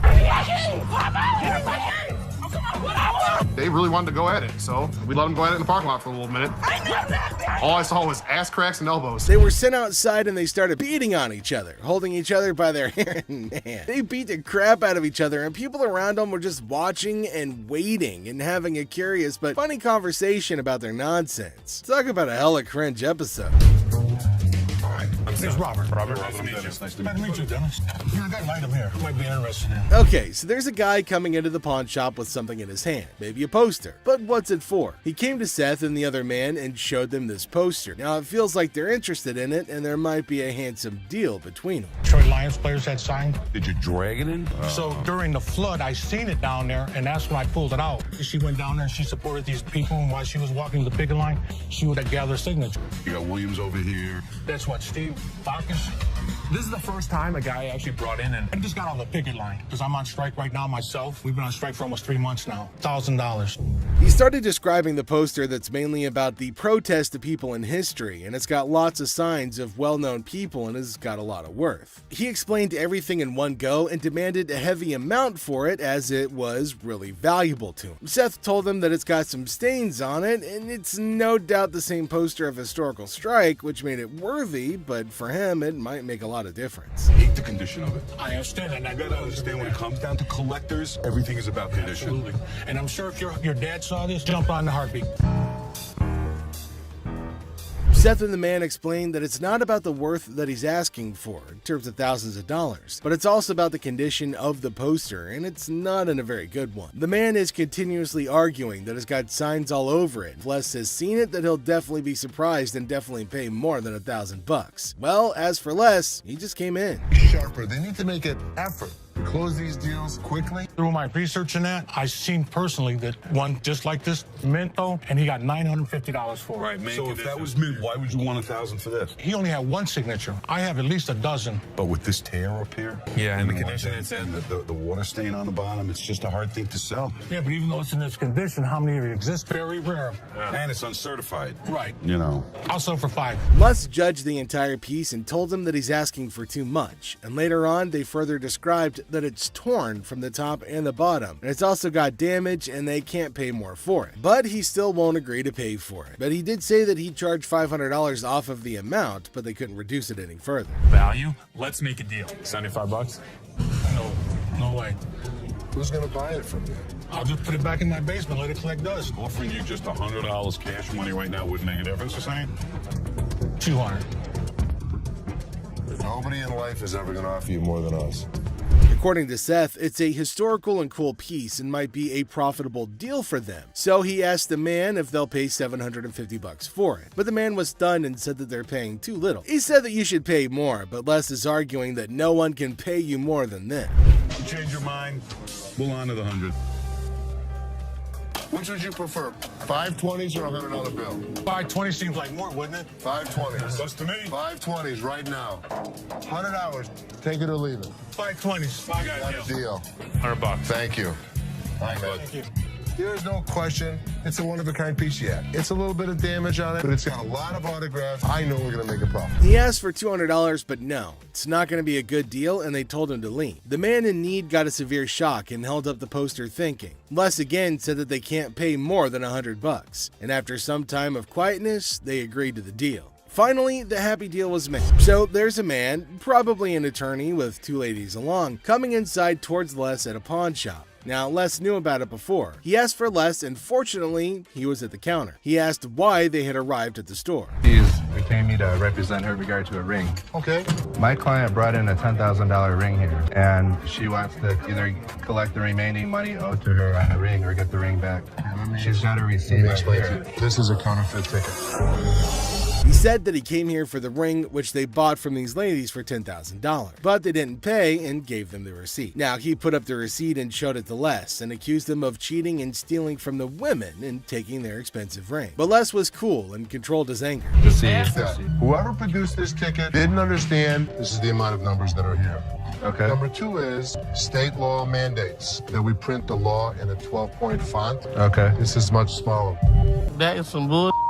It may be bull, but that's the truth. I don't know how I got mixed up, but There's the game-changing point. Les, after listening to him, explained that he will reveal the truth now by showing the real receipt that they had. He went and came back with real receipts that they've been giving to the customers. There, he spotted major differences. He notified him of the major changes in the receipt that he brought. The man looked rather weak. This is a fake. now you side with them. You're not representing us. If I don't get my ring or my money for them, how you gonna get paid? The attorney turned to the women, but oh my god, they're still accusing Les of having given them the wrong receipt and asking the attorney to take the money from Les. The man, being down on himself as you can see, argued with them. The man showed the evidence to the ladies and told them that they were having the wrong receipt, but they continued to argue, harassing both of them and started using personal attacks. They were all arguing amongst themselves.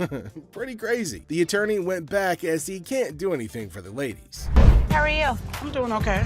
What can I help you with? Either trying to get a loan on it or you guys can buy it. Trying to sell it for maybe like $150. $50. Why is it $50? The certificate and everything is in there.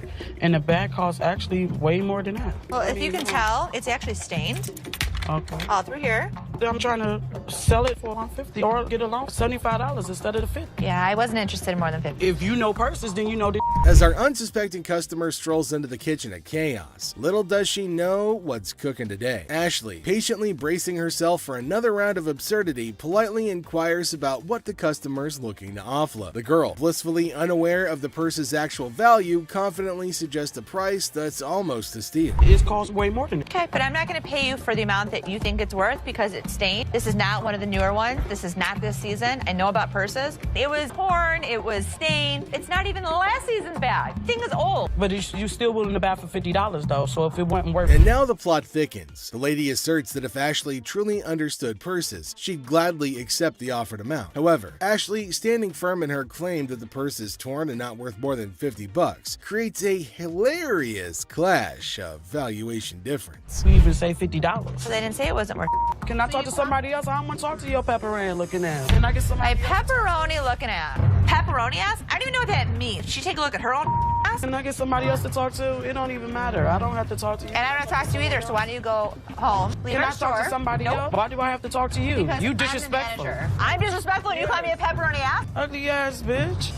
F you. And it's time to cue the drama. Ashley throws out the bold figure of $50, and it hits the customer like a curveball she wasn't ready for. Feeling the heat, our lady teeters on the edge of diplomacy and blurts out the unforgettable line. She labels Ashley a pepperoni ass and decides that she'd rather chat with anyone but her. Talk about spicing up negotiations. 3 males walked into a pawn shop. One of the suspects stood at the door as a lookout while the other 2 suspects walked directly over to the display cases. So, like, these 3 guys roll into the pawn shop, just casually strolling in. The other 2 guys, they head straight to the fancy display cases. It's all got suspicious vibes. And then, bam! One of them whips out a sledgehammer and starts smashing the glass. Things are starting to get pretty wild. At some point, a customer from the place is seen leaving calmly while the lookout tells her to hurry up. The suspects appeared to be wearing heavy-duty gloves in order. At one moment, a person from the shop strolls out all calm, and someone's keeping an eye on her, urging her to speed up.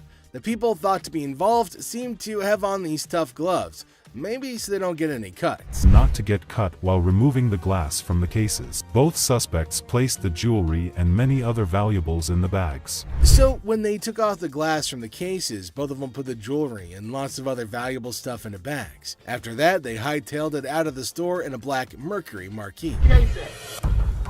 Where the case at? Where is it at? Where you put them on? The guy storms into the pawn shop all worked up and starts shouting about a missing case. He's demanding to know where it is, and he appears to be accusing the staff of removing. The feeling of stress in the air is increasing, and it's obvious that something is wrong. Not take games, take your wise my damage to that's the way with the kids. I know. You gonna act like I ain't got no sense? He's accusing us of taking games out of his unit. Look at the ticket. It never said with game. The atmosphere gets even more intense as the guy accuses the pawn shop of messing with his games. Les, the cool guy at the pawn shop, stands his ground. The customer's getting more agitated, making accusations and even talking about blowing up the place, which is just adding to the chaos. At that point, man, you can get your arms up off belly and none of your body parts on me, bro. After all the stress I have, the last thing I need is a customer causing a scene. Despite the escalating situation, Les stays calm. He tries to talk sense into the upset customer, especially with a big event coming up the next day. I know how to mother walk. I ain't illiterate because I ain't part of the week, and y'all motherfuckers in my middle and put them games in there. And you wasn't even standing there when I posited. Somebody need to blow this place up. It's time to go, sir. You ain't gonna get my window. I'm not. Let go.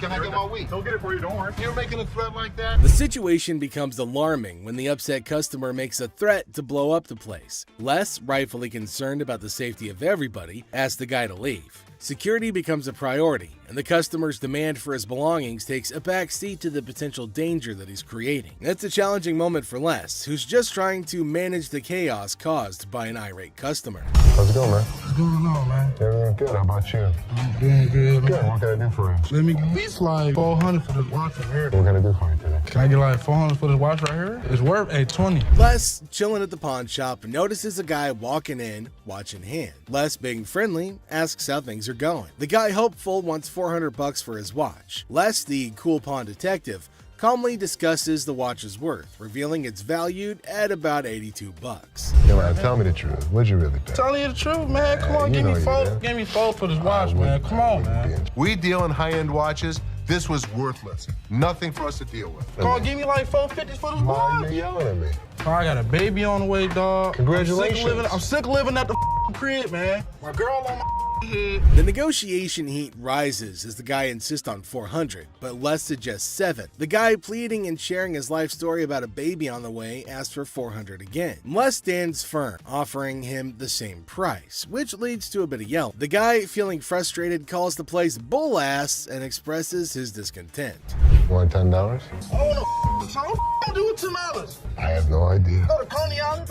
Give me Coney Island $10. is good. No, Coney Island, no $10. Got a baby on the way. They gonna do this to me, dog. What you looking like a crazy fool? The tension escalates, and the guy feels disrespected, using strong words and even threatening Les. Les, staying cool, suggests maybe he should have been given $400, hinting at a broken lamp that needs payment. The situation gets intense, with the guy considering if he should have taken the deal. Cash for this watch, man. 400? I'm sorry. This is a bullshit ass place, man. This whole ass place, dog. Excuse me. You call it what? You calling a bitch? You? I'll knock you the out. You don't know who you talking to. Tell me. Dog, don't touch me, homie, dog. Touch me, dog. Then maybe he would have been able to pay me for the lamp that he broke. Yo, I'm off with you, dog. The guy, still upset, leaves the shop, but not without some fiery words. Les reflects on the encounter, realizing maybe he should have given $400 to avoid the chaos. The drama ends, leaving behind a mix of emotions and a used watch. Life at the pawn shop remains unpredictable and full of surprises. How you doing today? Hey, pretty good. How are you? Real good, thanks. I'm Les. That's Randall. How are you? Randall, you got a hell of a grip. Wow. What the hell is it? Call it a ring. Okay. I didn't think it was a bus. How'd you get it? I just got it.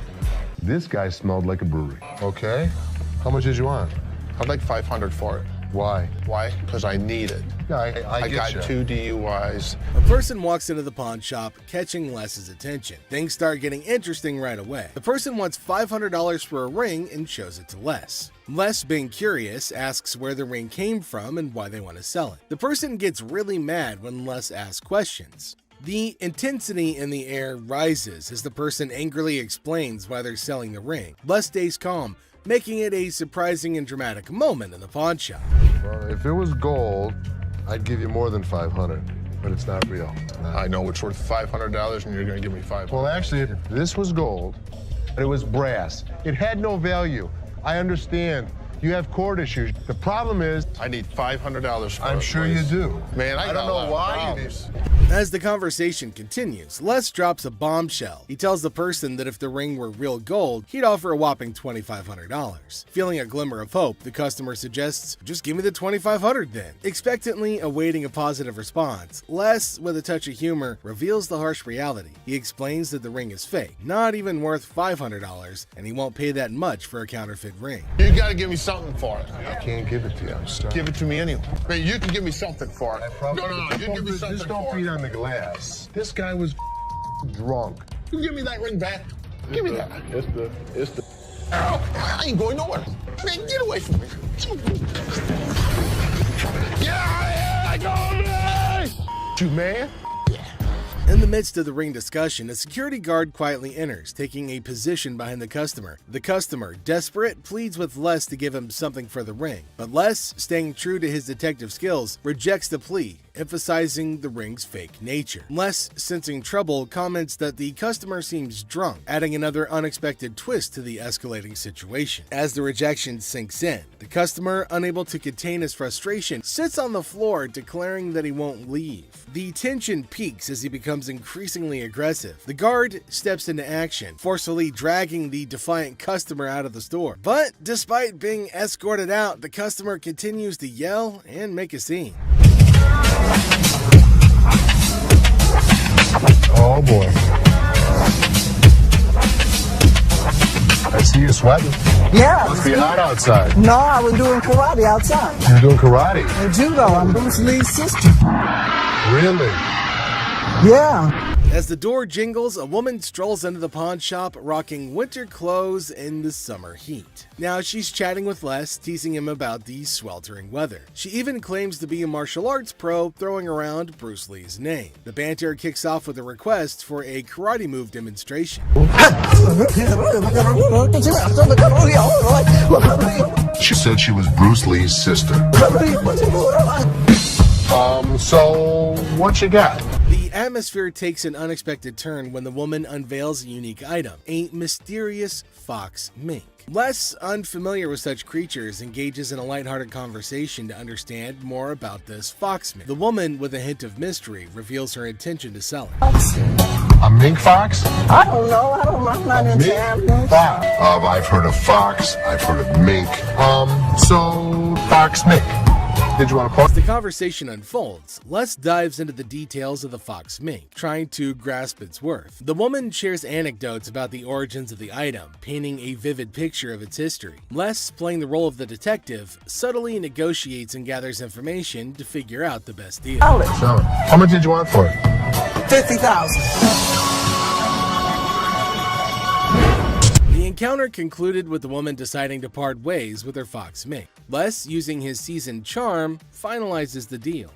The quirky tale of the winter-dressed woman and her unique pawned item adds an unexpected twist to the usual pawn shop routine, leaving both parties with a memorable experience.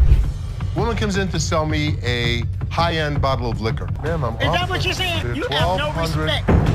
When you want to take a person when they die, fit the liquor inside the bottle. and anytime you're going to belittle a person. Ma'am, I didn't belittle you. As the door chimes, the woman confidently walks in, clutching an empty liquor bottle. She aims for a bold move, attempting to pawn the bottle for a cool $100. Les, with his discerning eye, swiftly rejects the proposal, explaining that a filled bottle would fetch a better price. The woman, not thrilled with the response, raises her voice, demanding respect and expressing her discontent. I'll give you $100. It's not worth more than $100. Especially when you say I wouldn't give you $100. Don't you ever walk up to my Baby, dad. hey, baby, don't point your finger. Life after this, Ma'am. don't you dare ever Ma'am, come in you here are again. in my face. I don't care. You're in my dad's store, and don't you ever think about coming in here You know again. what? Turn your ass around, badass out the door now. Nowhere Ashley steps up like a superhero. Now, she doesn't just cool things down, she straight up shuts the woman down. With confidence, Ashley tells her to leave and never come back. Suddenly, the chaos turns into quiet thanks to Ashley's quick and firm action.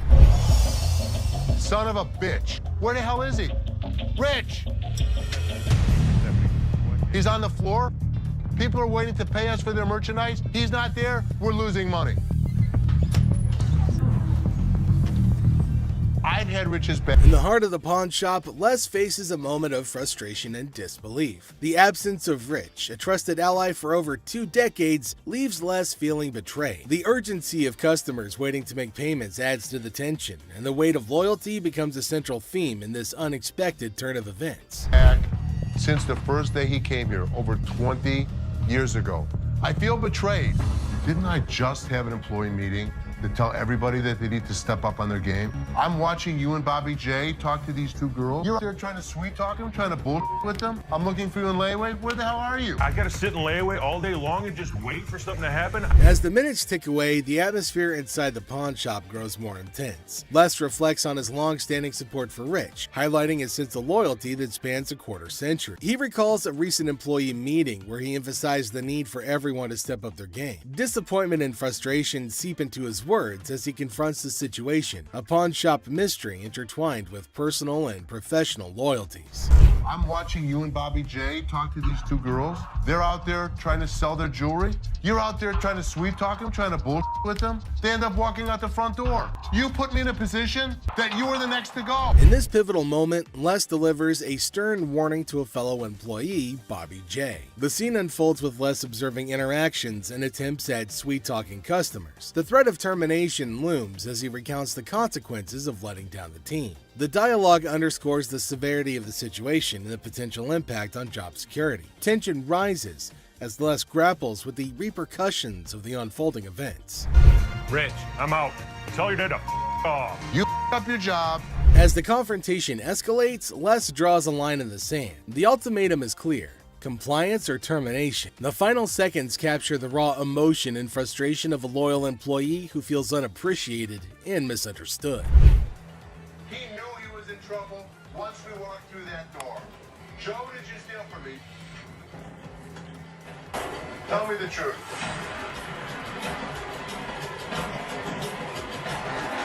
Inside the pawn shop, a sense of trouble looms as the head of security, Joe, faces a difficult moment. The air is heavy with anticipation as accusations are laid out. In a tense exchange, the truth emerges when Joe admits to stealing. The weight of the admission sets the stage for the unraveling of a trusted employee's actions.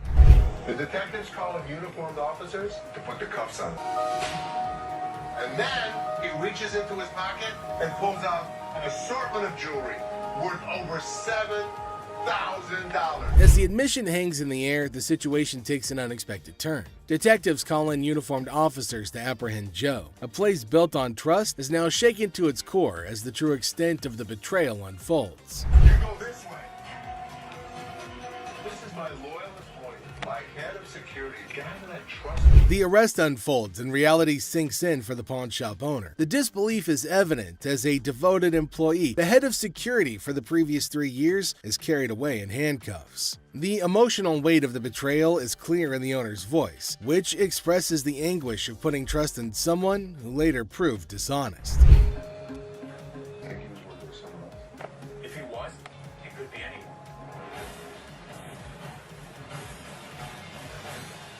As the scene unfolds, questions linger in the air. The owner ponders the possibility of Joe working with someone else, leaving the situation shrouded in uncertainty. The aftermath of the betrayal raises concerns about potential accomplices and adds another layer to the unfolding drama. The final seconds leave the audience in suspense, contemplating the true extent of the security guard's actions. Are you her customer or mine? I'm talking to you. Come on. This lady got so irate because she wanted to be next in line. She wanted to be first. She felt that she was the most important out of every customer. You're next in line, so let me be right with you. Okay, well, come on. It doesn't matter. What the are you? You're not the police. I can talk to whoever I want to talk to.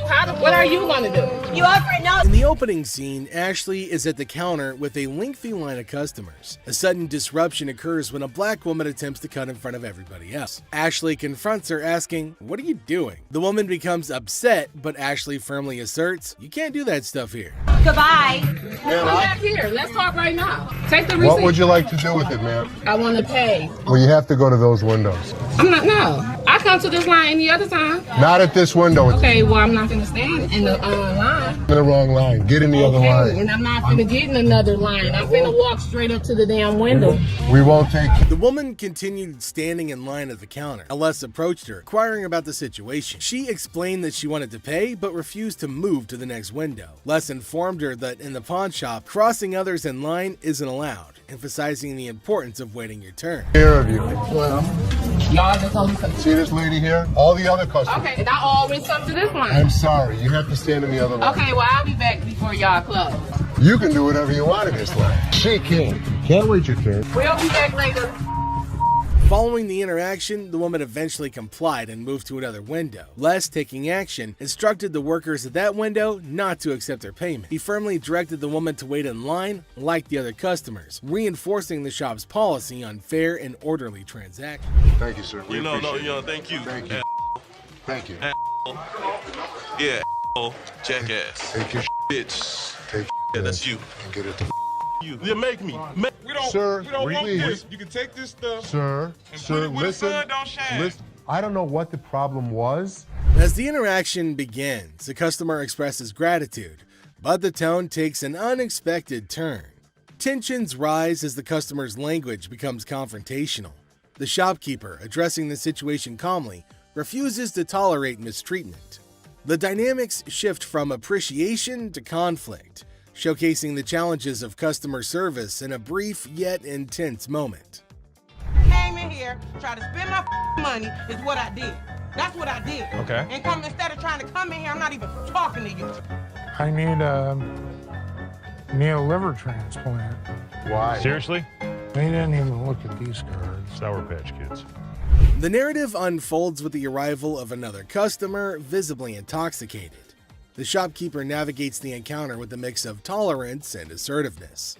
The customer attempts to engage in banter, revealing signs of alcohol influence.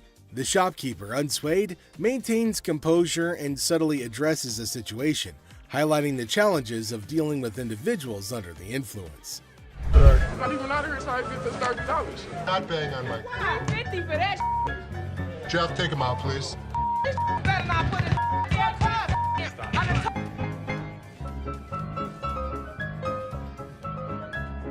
How would you? Man, what the?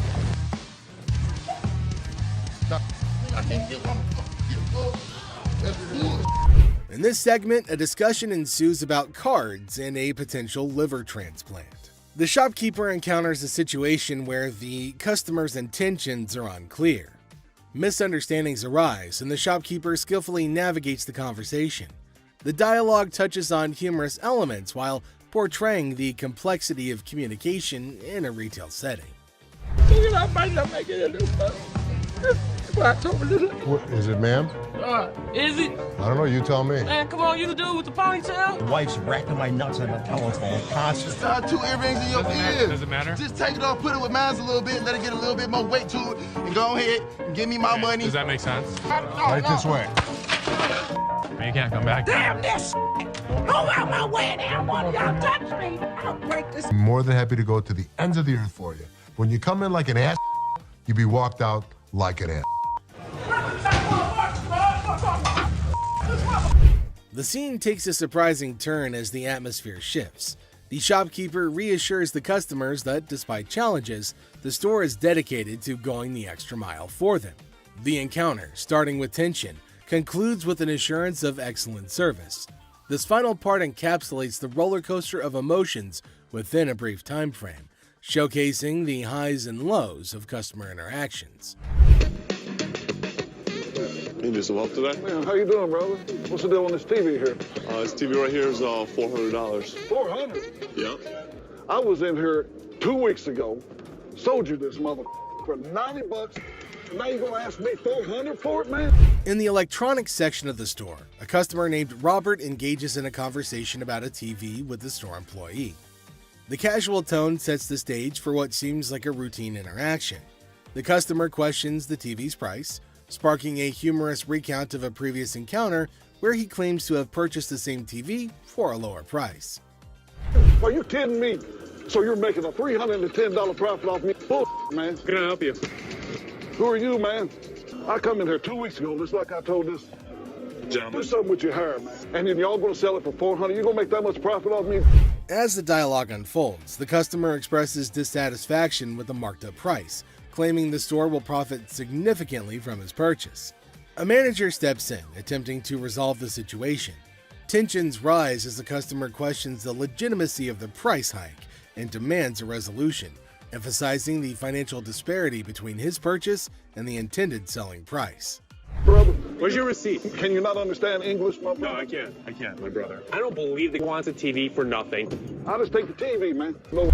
The customer threatens to take the TV and leave without making a purchase. The manager issues a stern warning, asserting that any attempt to take the TV without completing the transaction will result in immediate removal from the store. The confrontation takes an assertive turn, with both parties standing their ground. Once I get this TV. Man, get off me. Man, get off me. My damn shoe, player. Y'all got my shoe. You got my money. this joint. This guy was acting like a total baby. He wanted attention and he got it. Despite the warnings, the customer decides to leave the store, expressing discontent with the entire experience. He accuses the store of mistreatment and vows never to return. The situation concludes with dramatic flair as the customer exits, leaving behind a sense of dissatisfaction and a promise never to return. How are you? I'm good. How are you? Well, actually, I'm not doing so good. No? My grandma just passed. I'm So I sorry. was like hoping to Okay, so whose ring is this? my grandma's. Oh. So you want to just pawn it, right? Because you want to be able to get it back? Yeah. Okay. Do you have anything else? It's not real. What you mean it's not real? It's not real gold. A guy comes in feeling sad and asks Ashley to pawn his grandma's ring, explaining that she passed away and it's all he has. When Ashley checks the ring, she gently says it's not real. Concerned, she asks if he's got anything else, wanting to help him in a simple way. You saying basically y'all sit up here and waste my time talking to you? You don't waste your time. If you have a TV, you can pawn your TV. What the I look like pawning my TV? Do you have a TV? I need to speak with somebody else because you irritate me flat out. It's acting really erratic and it's making me really nervous. Lower your voice. Don't Lower your tell voice. me Lower what your to do. voice. Don't Lower put your voice. finger in Lower my your face. voice. Lower your Don't voice. put your finger. Ashley breaks the news that the ring isn't real. The person gets upset, saying it's not fake. Ashley suggests pawning a TV instead, but he questions why he should. Despite Ashley's efforts, the man gets angrier, repeatedly telling her to lower her voice. Ashley asks him not to point fingers at her face, but he ignores her. I'm trying to help you solve Like your this, issue. lower your voice. The next thing I know, this guy snapped. Lower Don't your tell voice. me Lower what your to do. voice. Don't Lower put your your voice. finger. You got me up. Let's go. Let me go. Let me go. On the ground. On the ground. On the ground, mother. The security guard intervenes, slamming the upset person to the ground and then dragging him out of the pawn shop. The situation escalates and the guard takes decisive action to maintain order. Next up, we've got this episode where a heavily muscled individual made his way over to meet Les to complain about equipment he got from the store that got busted. Somebody bought this. This piece of junk I bought in here just a couple days ago don't work now. It's broken. What is it? Little ab lounger I bought here, man. Workout. In the midst of the pawn shop's hustle, a burly customer approaches Les with a complaint.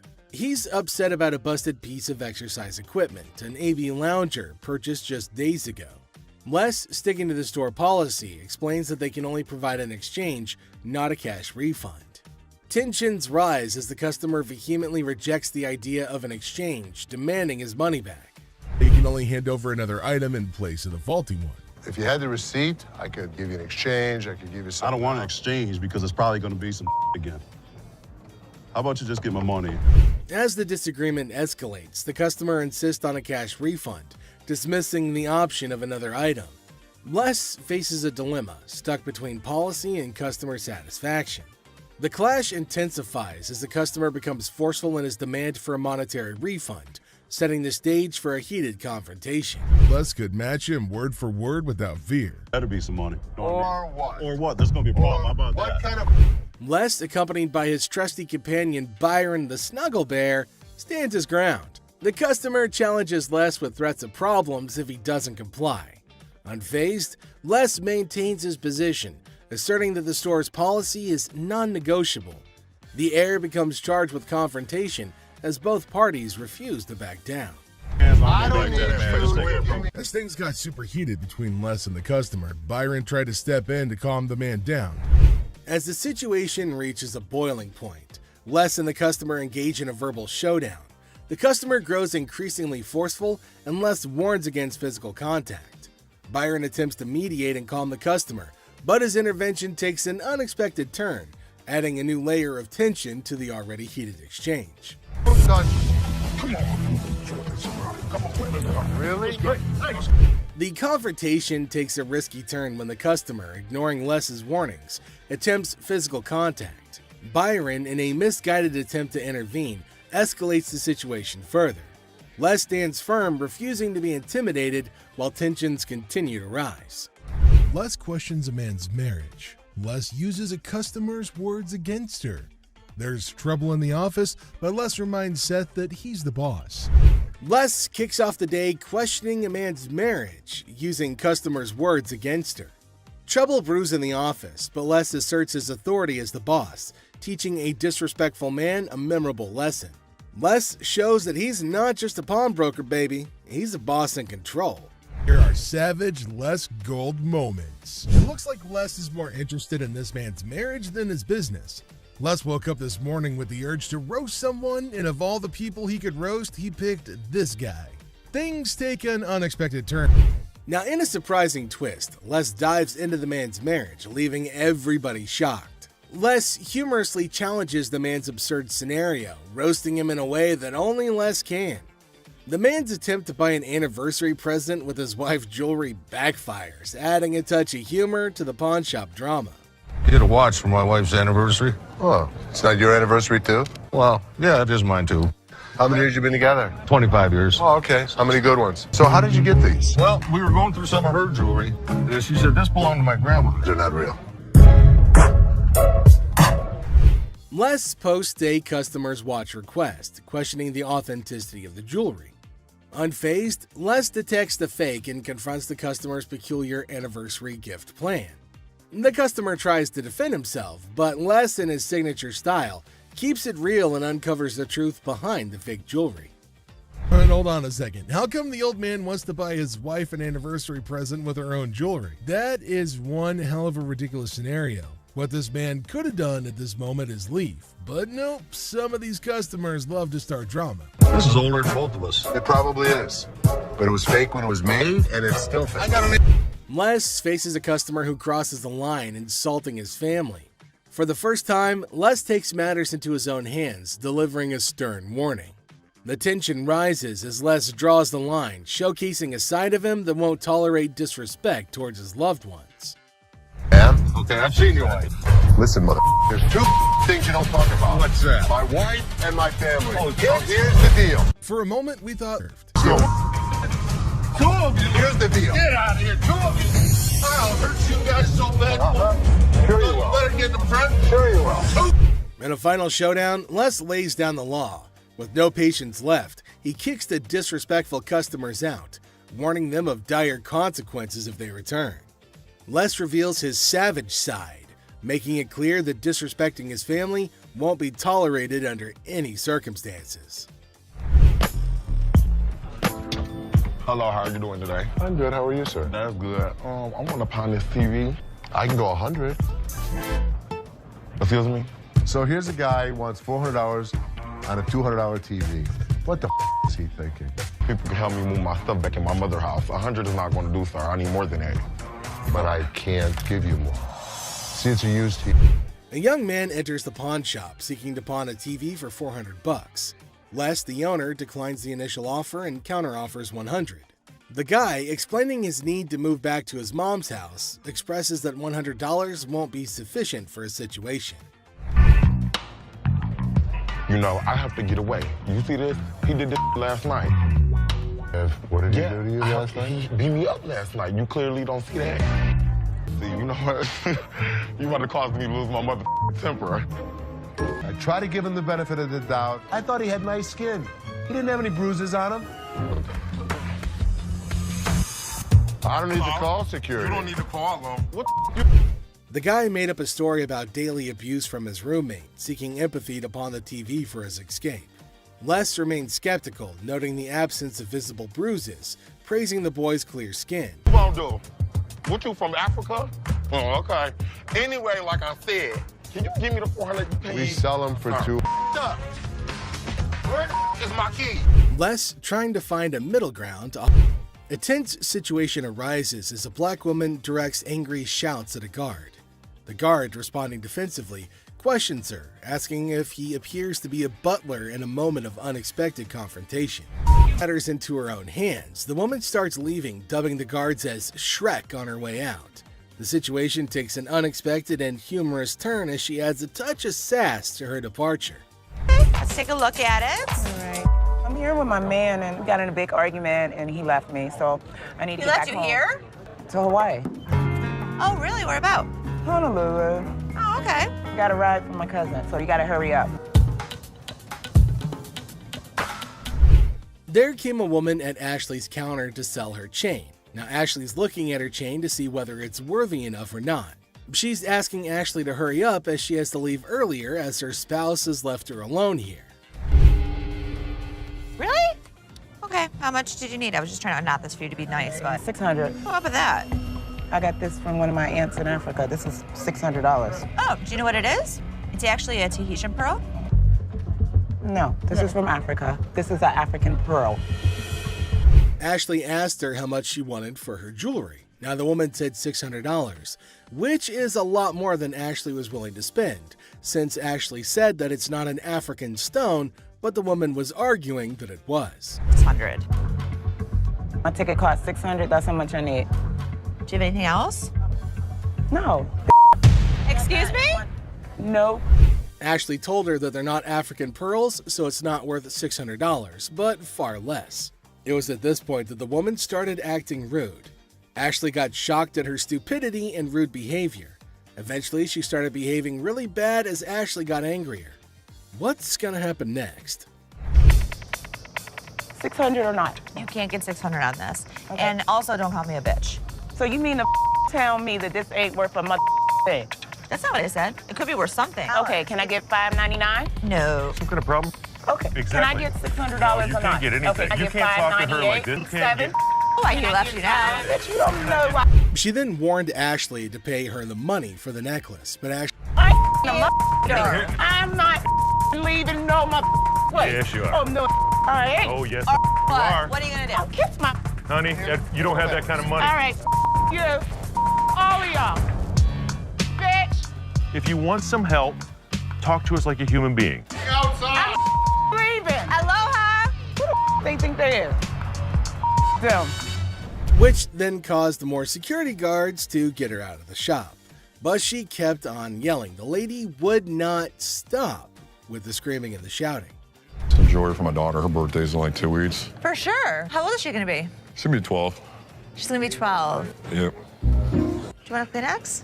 I've got allergies, man. I itch like super bad. I'm not picking it, I promise. Okay. We have a heart one that's really pretty. Can I see it?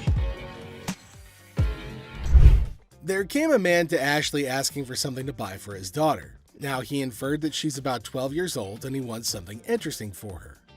But he's constantly picking his nose, which was making Ashley cringe. He's not stopping from doing such cryptic things, but he's constantly doing it in public. Ashley asked him to let her know if there was something he was interested in buying for his daughter. Look at it. How much you want to spend? Like 100 to 150, but 75. can I touch it though? That's bull. I was charging him like $75 on this watch just to give him a deal so he didn't have to touch it with his snotty hands. Can I see the sanitizer for a second? Now the man selected a watch, but Ashley didn't want him to touch anything with his dirty hands. She asked him about his range and he said he wants something under $100, and the watch was $75. The man didn't agree to buy it. Now Ashley's just getting furious over his silliness. I didn't use sanitizer. Why don't you guys go yourself? I don't even care about the sale anymore. I just want him out of here. Ashley asked him to use sanitizer before touching anything in the shop, but he refused. Now this is going to be a very serious problem. They're probably going to have a fight. Ashley got angry and asked him to leave despite no deal. She just wanted him gone. She didn't care for the deal or profit, but just getting him out of the shop. Well, then came the guards who made sure that he left, and Ashley used sanitizer everywhere on everything that he put his hands on. Well, that's it for today, everybody. Thanks for being part of the Hardcore Pawn Adventure.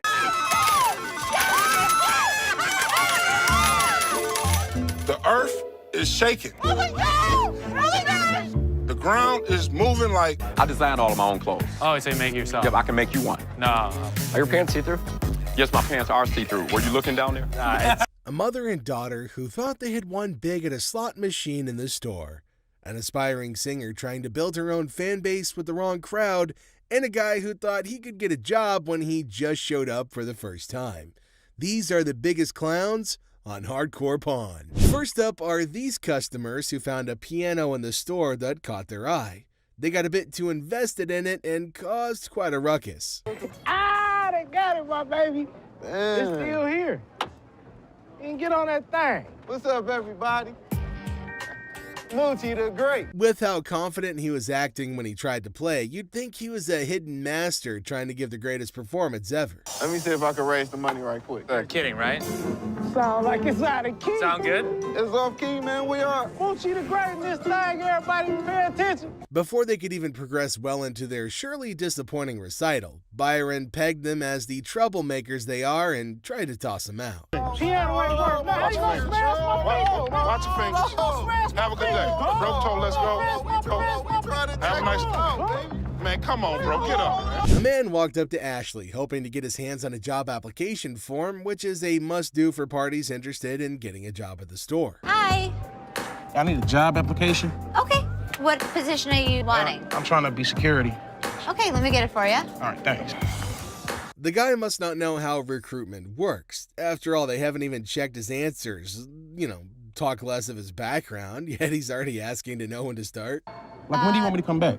We're gonna have to review this, and then we'll get back to you. Someone told me to come in and fill out the app, and he said he got me. Who was it? Rich. What's going on, Rich? He said you told him that you were gonna hire him for security. If I really knew this guy, then his decision to cut him off at that moment was definitely warranted, since the allegations against him could have cost him his job too. He's not the owner after all, just an employee. We used to chill all the time, man. They don't really have a clue what you're talking about. I'm saying, you said come in here to fill out the application, and you was gonna give me a job, man. You know what? And you said that I was going to hire you today. Yes, bro. Okay, well then let's make this real quick and simple. You're fired. Just like that, he probably set a record for the fastest hire and fire at that moment. I wasted my time coming up here. You know what? You're wasting my time making up these stories. Let me show you how security really works. Why would you Felix, leave somebody get him the out of here. That's security. Get Nice out. working with you. Bro. This customer dressed in this very elaborate costume came into the store looking to sell his earring. How can I help you? I need to sell this earring because my little red Corvette broke down. Oh, no kidding. Absolutely. Wow, imagine that. Rather than to just settle the business he really came for, he seemed to want to do nothing more than show off his ability to impersonate Prince. You know who this is? Your neighbor, isn't it? Prince, right? Prince, absolutely. Wow. Cool. Oh. I design all of my own clothes. Oh, so you make it yourself? Yep, I can make you one. No. Are your pants see-through? Yes, my pants are see-through. Were you looking down there? Seth and Bobby J decided to learn a bit more about this guy and his very unique interest. Oh! And you're watching it. Oh. No. How much do you need? I need about 1,000. 1,000? Imitation Prince, imitation earring. Is that right? That's right. The earring's not real. But I bet your wife didn't say that last night. Oh, now you're just... The deal didn't go as planned, and it almost seemed as if he was going to leave without causing a scene. Well, that wasn't until he turned around just to give him a show. He's about to do something. Ah, that's not okay. See you later. These two customers had the genius idea of trying their hand at the slot machines that were lined up for sale at the store.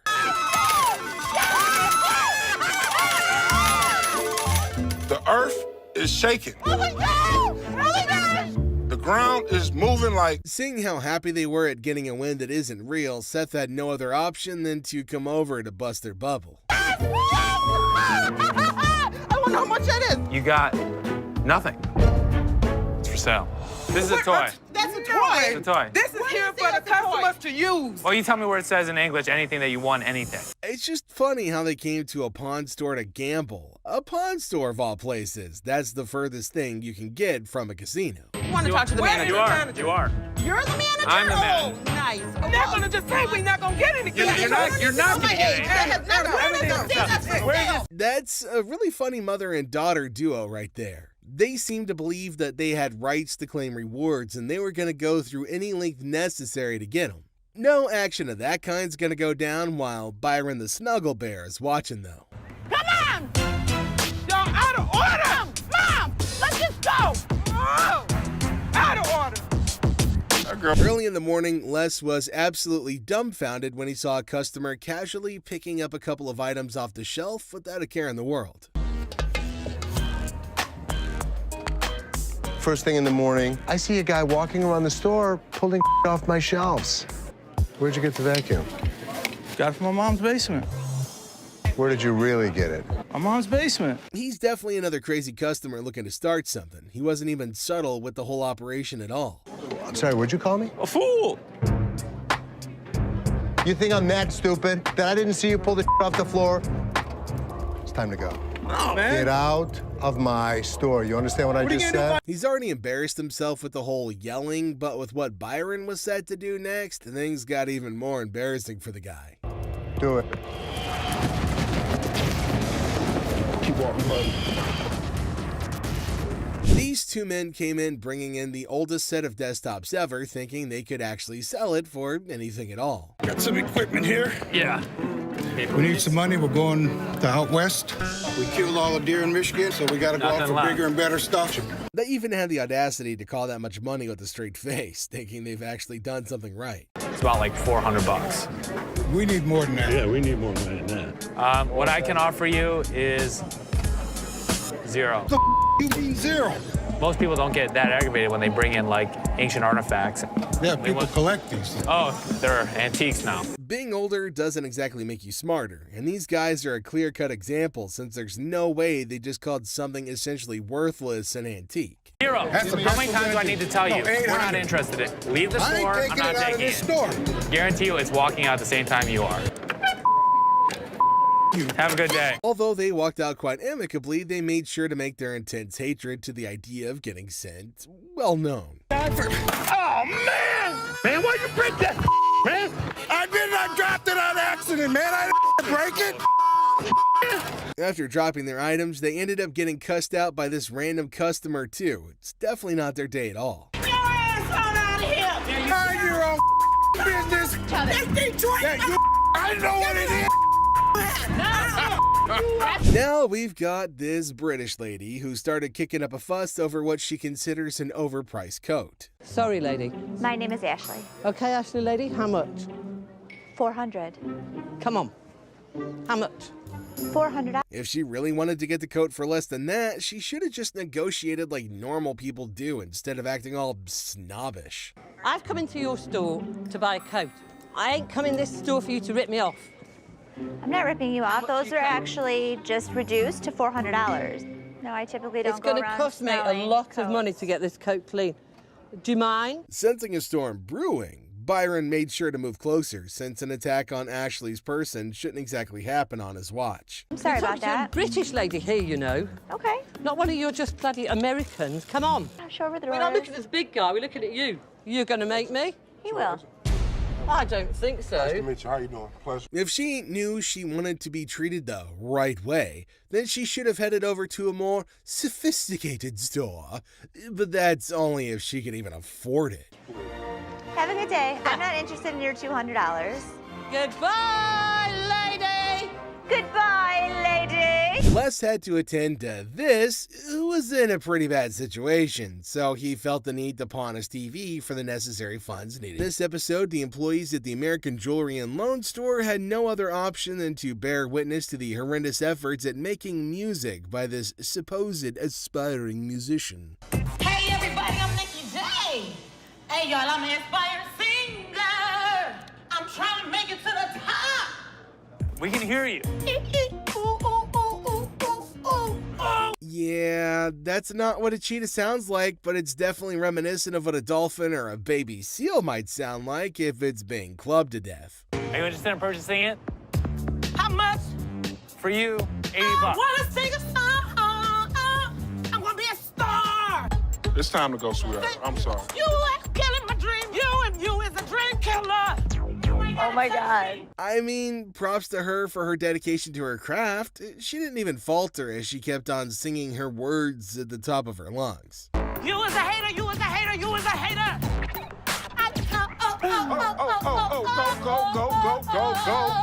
Go home. After giving her the precious attention that she was craving, they eventually got bored and decided not to humor her anymore.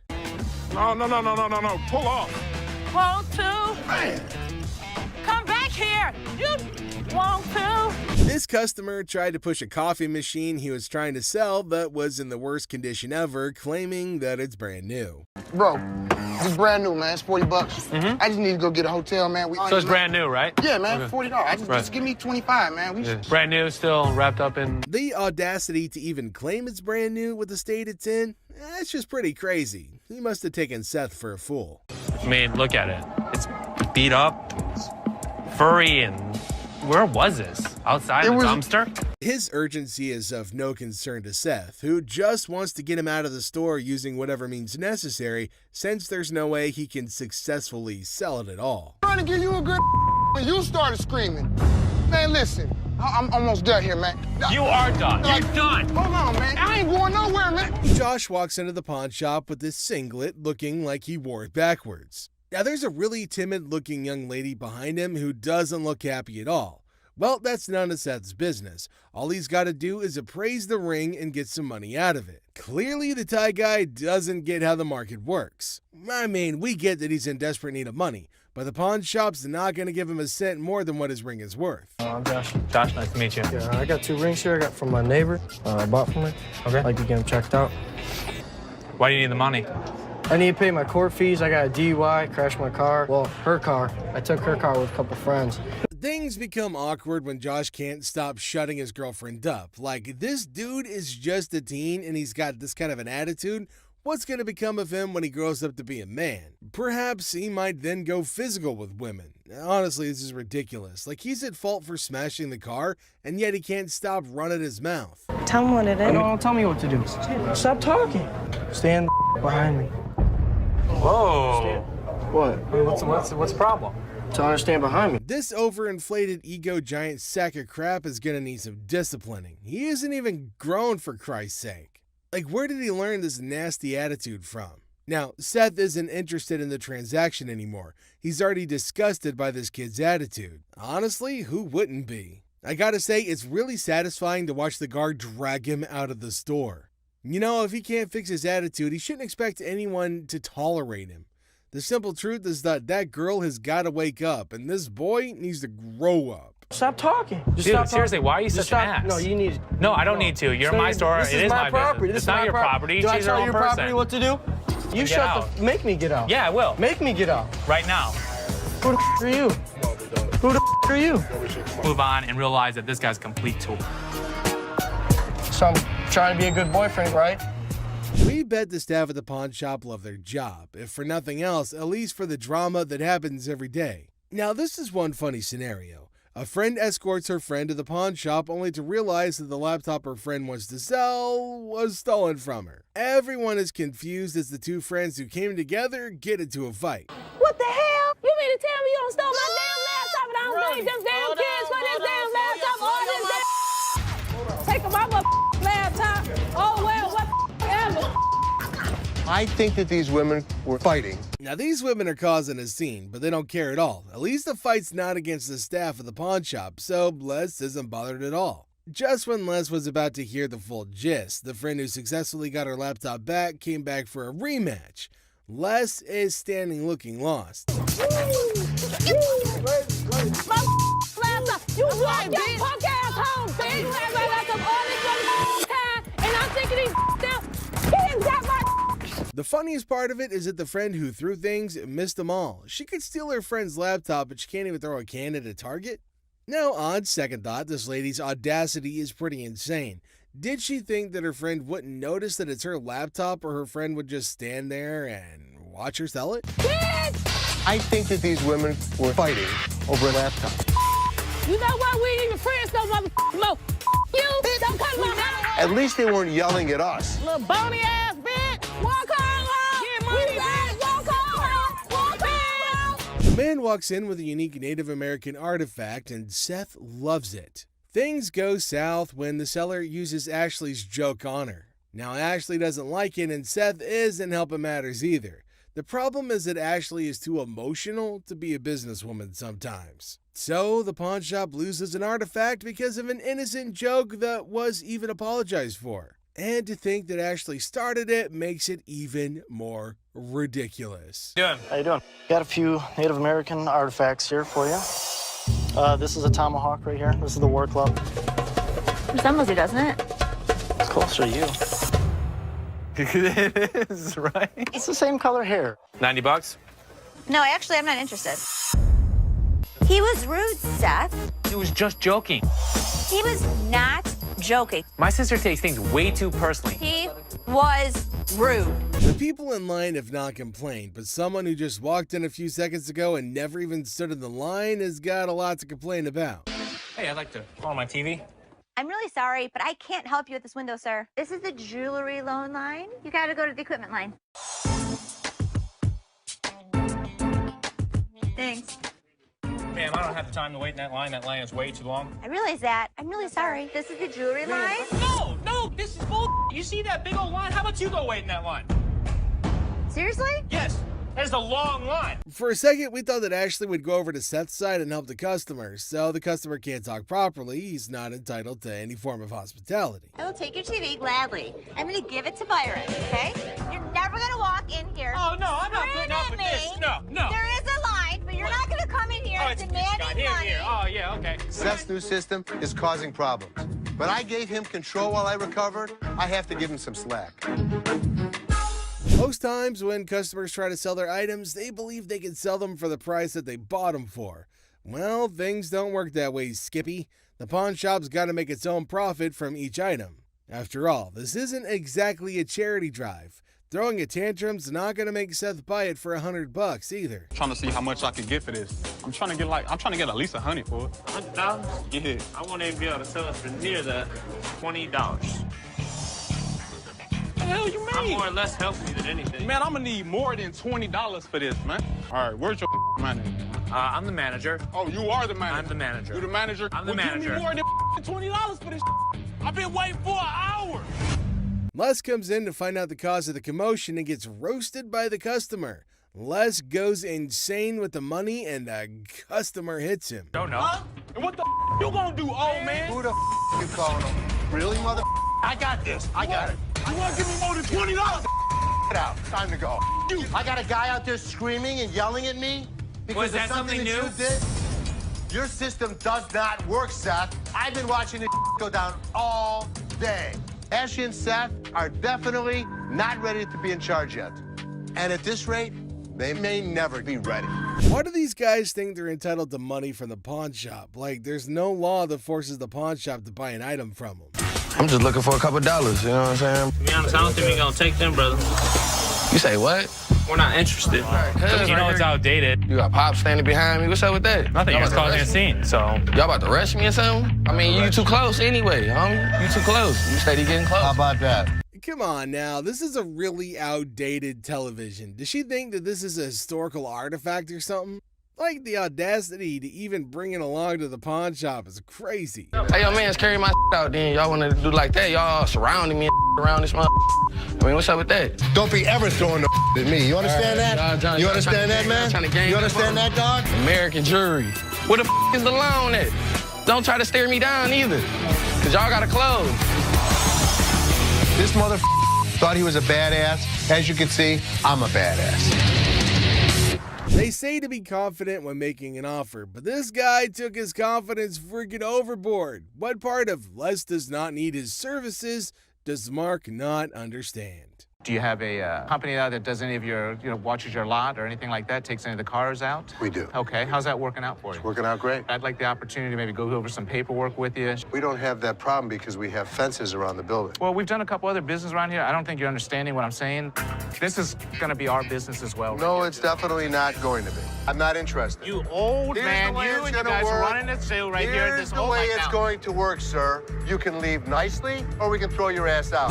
First thing in the morning, and this customer just decided he wanted to mess with Les. What the hell's going on? Hey, man, I need some money. I got kicked out. My mama kicked me out last night.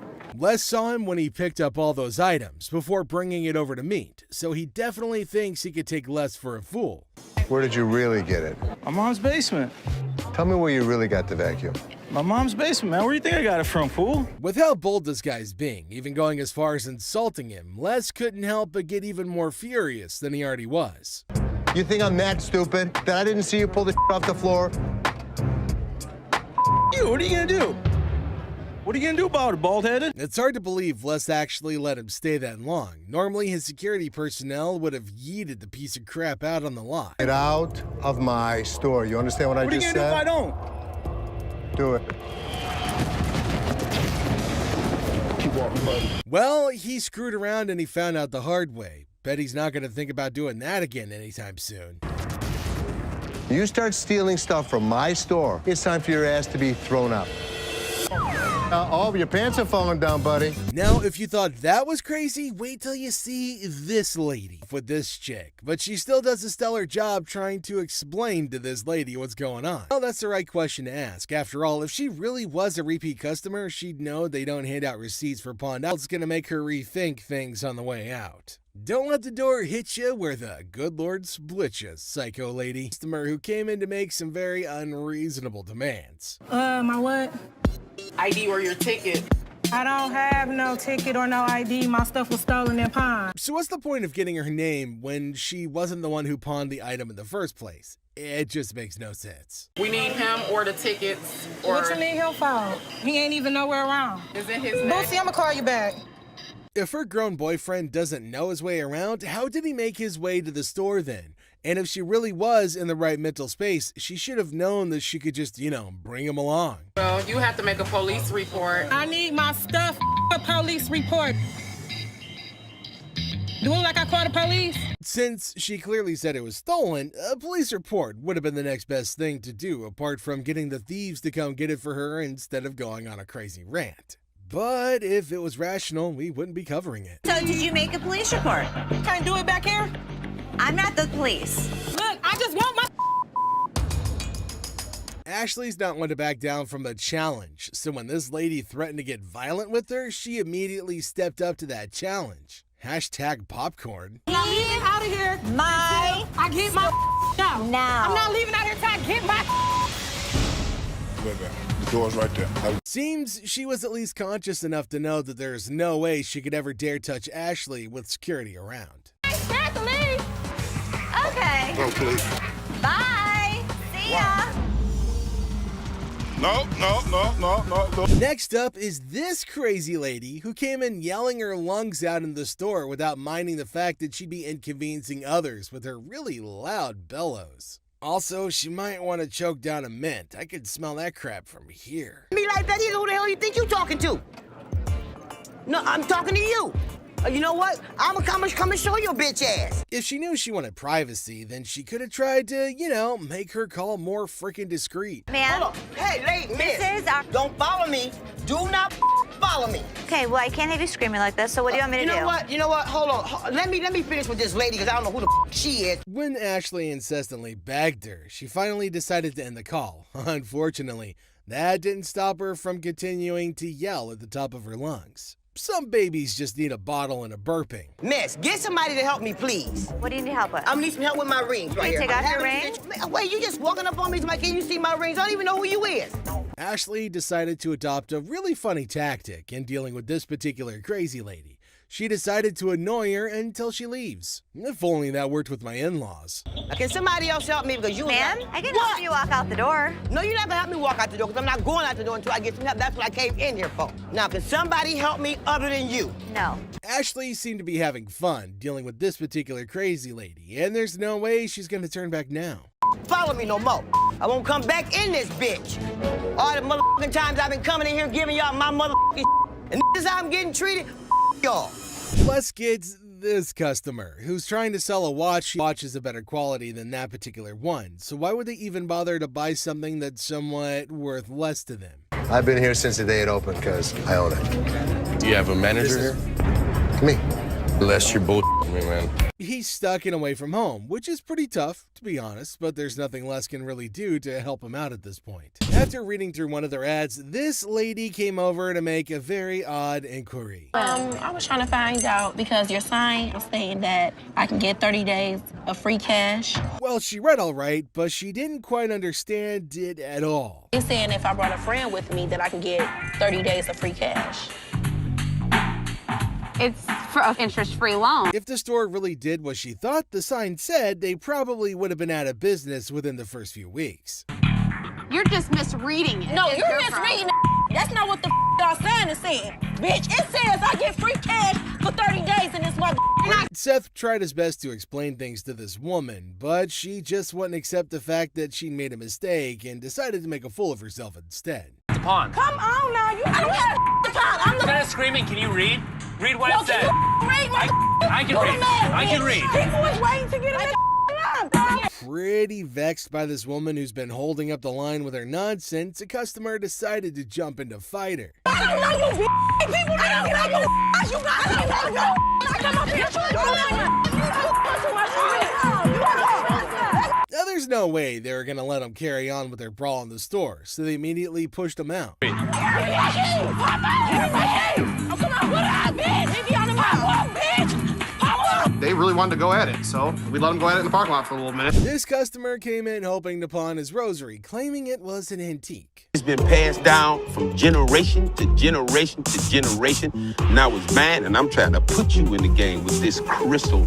Just because it's old doesn't make it a really valuable item, but it seems this man doesn't want to acknowledge that at all. So, how much can I get? Well, you can't get anything. 'Cause it's not diamonds, it's not gold, it's just crystals. Honestly, I think Les has said all there is that needs to be said, but we'll just have to, make things clear. He's got no other choice than to repeat himself. How much would you pawn this for? I won't take that in pawn because we only take precious metal. Well, this is precious. To you. To me. With his demeanor through this whole thing, it's pretty clear at this point that this guy's gonna be trouble. Work something out, man. No, I can't take it, I'm sorry. Well, I think you need to work something out with me, man.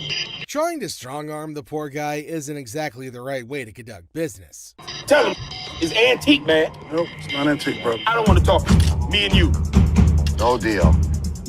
Deal. No deal. He's been introduced to the antique expert. Now it's time for the antique expert to introduce him to the door once again. Let's talk about it on the way out the door. Hey, hold on, man. Hold on, brother. Hold on, man. Hold on. I can leave on my own. Hey. This customer is saying something about a gift and pay off the interest on an item she's pawned earlier, even though it was way past the due date. How are you? I don't know. I'm about to see. Okay, so you want to pay off your interest today? Yeah. From how snappy she was being, it was only natural she'd eventually end up on Ashley's bad side. I owe. Okay, you owe $50.60. How much? $50.60. Where the that come from? The moment Ashley told her how much she owed, she went on a very huge rant in a fit of rage. I owe $50 for Actually, my ass. I didn't know somebody that age knew so many swear words. Like, it was just, wow. She's speaking so fast that it's really tough to understand what she's trying to say at all. It's like nobody understands the words coming out of her mouth. Getting riled up and screaming spooks me out. Okay, well, let's catch up again. Spook that job.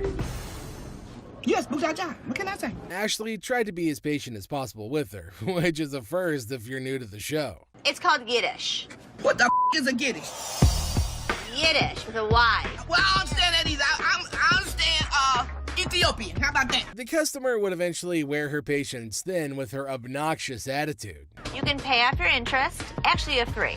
You can pay off your First interest. it was one. First it was two. Now it's three. Can you please make up your damn mind and tell me what the I got to do? Just like she's always done, Ashley decided to screech her answers back in an attempt to match your energy, since her previous attempts didn't really get very far. Okay, then go pay $50.60 and come back when you want to. Where the is your boss at? I'm the boss. Now what? Looking a bit worse for wear, this customer brought in a set of fur coats. I'm good. How are you? Well, actually, I got bills to pay. I'm trying to get rid of some things. So how much money do you need? I need about $415. So $415? Even without being a professional, it's pretty clear to see that these coats are not made from real fur, to speak less of being made of lamb. This isn't lamb. That is lamb. That's not lamb. What is that then? That's lamb, honey. That's not real fur. I'm not going to take that. There's no way she's going to be walking away with what she thought she would, or anything at all for that matter. This is Ashley that we're talking about, and she hasn't taken a fancy to even one of the coats. I'll take this one. $40. Who? $40. 4D? Are you serious? No, you're not serious. She was trying to milk as much as she could off of that one deal, but Ashley is dead set on her offer. Okay, give me $80. Come on. I can't. Sure you can.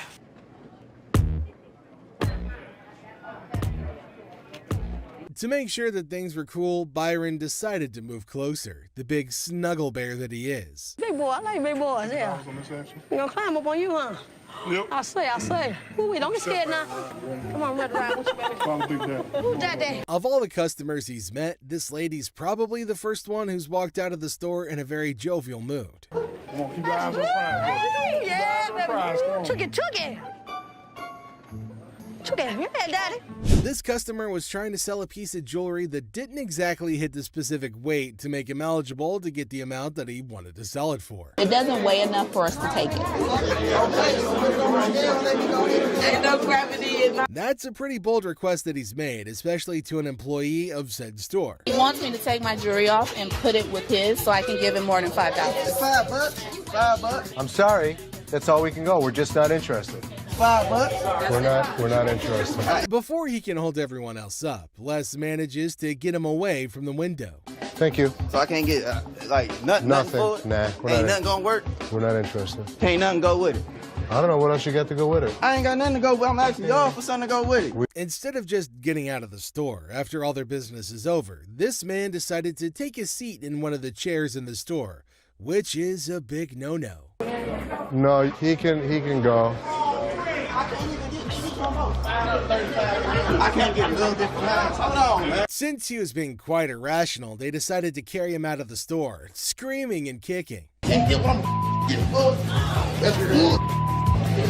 That's good. Let's go up the game, buddy. Seth is used to loud and rude customers, but this is the first time a customer tries to flirt with him. It throws Seth off balance for a second, but he proves that he's a businessman to the bone. What's your name again? I'm Seth. Oh, you cute. Yeah. Focus. Let me see your ring. Are you married? I'm good. That mean you're married? I'm good. Seth gives the woman his offer for her items, and she replies with an interesting counteroffer. Neither Seth nor Rich are willing to take up her offer, but Seth might know someone who will at least consider it. You want to taste it, Rich? I'm good. Rich, you just offered. Dude, listen, I wouldn't move in on your action. Hey, Rick. Would you suck on that pacifier for $20?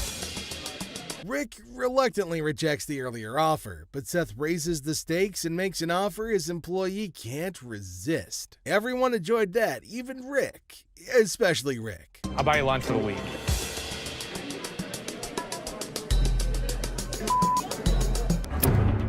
Ready?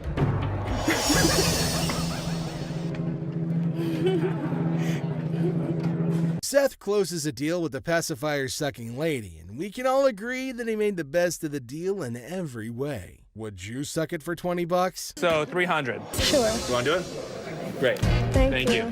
For $300, she got a good deal and we got a good deal. This customer walks in with Travisky crystals. Seth has no idea what the hell these crystals are, but he knows what this woman has is not real. My grandmother gave me that ring before she passed away, and she told me that they were Travisky crystals. I'm not interested in your crystals. No, I'm not going anywhere until you give me some money for my crystals. Do you not understand English? The crystals may be fake, but not everything about this lady is fake, and she does her best to make that point to Seth. Me, personally, I'd rather buy a Kyber crystal. Something that's real. Really? These right here, they're real. They're real. Can I get some money for those? So you're gonna, you know what? All this fake ass. You don't know no crystals when you see a mother. Yo. Have you ever seen a devil walk into a pawn shop? If you haven't, then you're in luck. The next customer to walk in claims that he's the overlord of hell. Seth. They call me the devil. That's some freaky shit there, boy, let me tell you. Yeah. Yeah, he was a devil. Sure he was. Les doesn't care if this man is a 2,000-year-old fallen angel. The pawn shop owner is going to make a deal with the devil if he can make some profit from it. How long did it take you to get all these tattoos? Probably 2,000 years. How old are you? 2,500 years old. Tell me what you give me. The merchandise is worth scrap value. I could have gotten $650 for this stuff. I'll take $650. I can't give it to you. I'm sorry. Two old men come into the store looking to sell a computer that could go for a lot of money, if they sold it in 1997. We need some money. We're going to out west. We killed all the deer in Michigan, so we got to go out for bigger and better stuff. Most people don't get that aggravated when they bring in like ancient artifacts. Yeah, people collect these. Oh, they're antiques now. Both men don't want to leave without any money, but one look at security changes their mind. But that doesn't stop them from stringing along a list of profanities at Les and Seth. 0. How many times do I need to tell you? We're not interested in it. Leave the store. I'm not taking it. Have a good day. Usually things calm down once the noisy customers are thrown out, but this time it gets even more chaotic. We're even treated to an unexpected showdown. I dropped it on accident, man. I didn't break it. I thought it was you, man. Oh, that's good. Two men come into the store and make the weirdest purchases. While Les is happy to make sales, his curiosity gets the better of him. You certainly won't believe what these men want with these items. I was looking at the chainsaws over here. We have chainsaws. Can you make a deal on both of them? Sure I can. So what's all this stuff for? Home defense. What? Is that what The you zombie apocalypse is coming. Where other people see weird men, Les sees dollar bills. The veteran pawn shop owner goes into full salesman mode and makes even more profit from the hardcore zombie killers. Zombie apocalypse? But you know what? As long as they were buying, I'll listen to any bull they have to throw at me. Thank you very much. I'll have my guys write you up. I think we got a pretty good zombie kit today. Got us some chainsaws. Man gets loud enough that he needs to be escorted off the property by security. But before he can leave, he makes a heartfelt request. The next customer comes in. He doesn't want anything from the store, but he wants something similar to what the last guy wanted. This leaves Ashley quite confused. You know what, Rich? You, get out of the store. Thank you. Seriously? You just came right in the middle of my sale like that? We sold it, right? That's right. That's what matters. Yes, it does. I cannot wait till Uncle Les comes back. Well, ask one more time. Did you say get out of my way, you bitch? I told you to be a long bitch. Get the real line. Told everybody, the next person that up is gonna be fired. You put me in a position that you were the next to go. What do you mean? Couple little screw-ups, and all of a sudden now you're contemplating on letting me go? There weren't little screw-ups, Rich. Compared to what I've done for you for 25 freaking years? If I don't go forward with the things that I threatened everybody with, nobody will take my word for anything. And you even gave him the chance to have the opportunity to come back. How many chances can you give this guy? Brian, can you give me a minute? Absolutely. How many chances can I give this guy? Ashley, how many chances can I give you? Me? You. Trying to settle a complaint of the use of abusive terms in the workplace, Les calls for Tony in an attempt to investigate. Sit down, please. Yes. It's been brought to my attention that you have told Linda to get away from me, you bitch. Prove it. I ain't did nothing. Les is pissed with the gutsy move Tony pulled when he refuses to speak the truth, asking for proof instead. Tell me the truth. I did nothing but sold it, Colt to a customer of mine.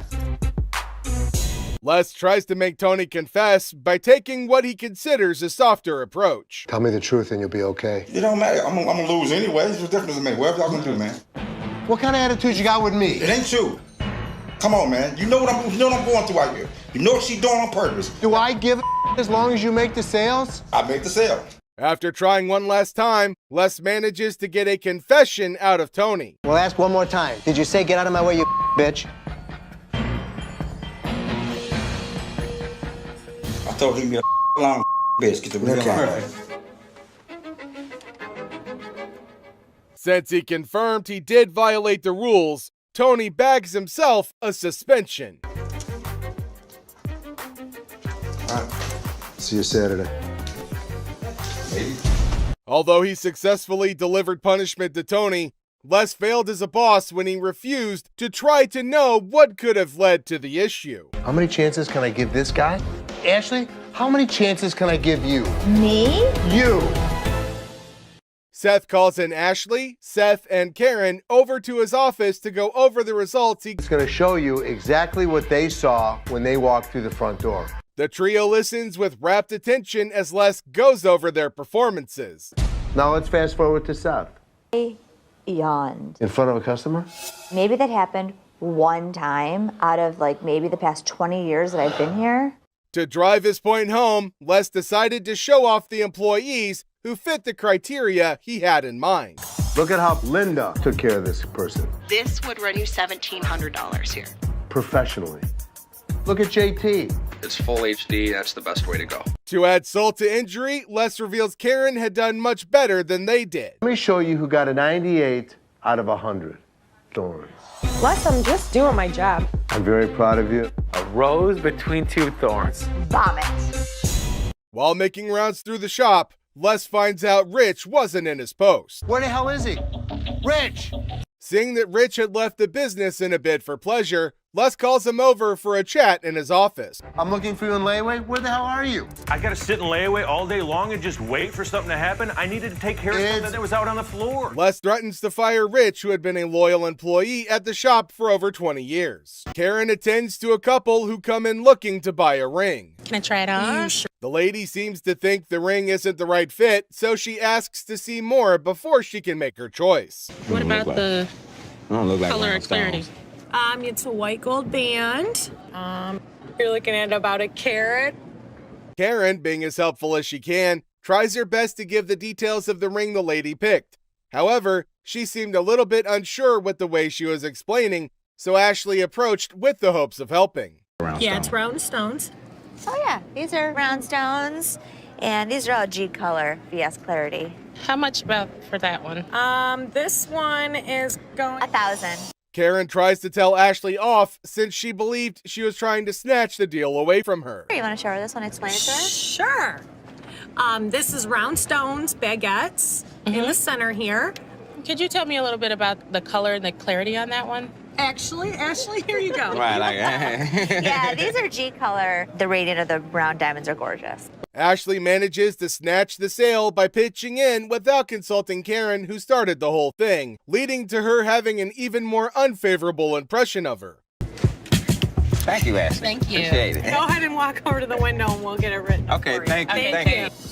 Seriously? You just came right in the middle of my sale like that? We sold it, right? That's right. That's what matters. Yes, it does. The conversation starts normally enough. You might even call it pleasant. Hello. Hi, how are you? I'm good. How are you? The intent behind the customer's visit to the shop is adorable, but the valuation of her gadget is high.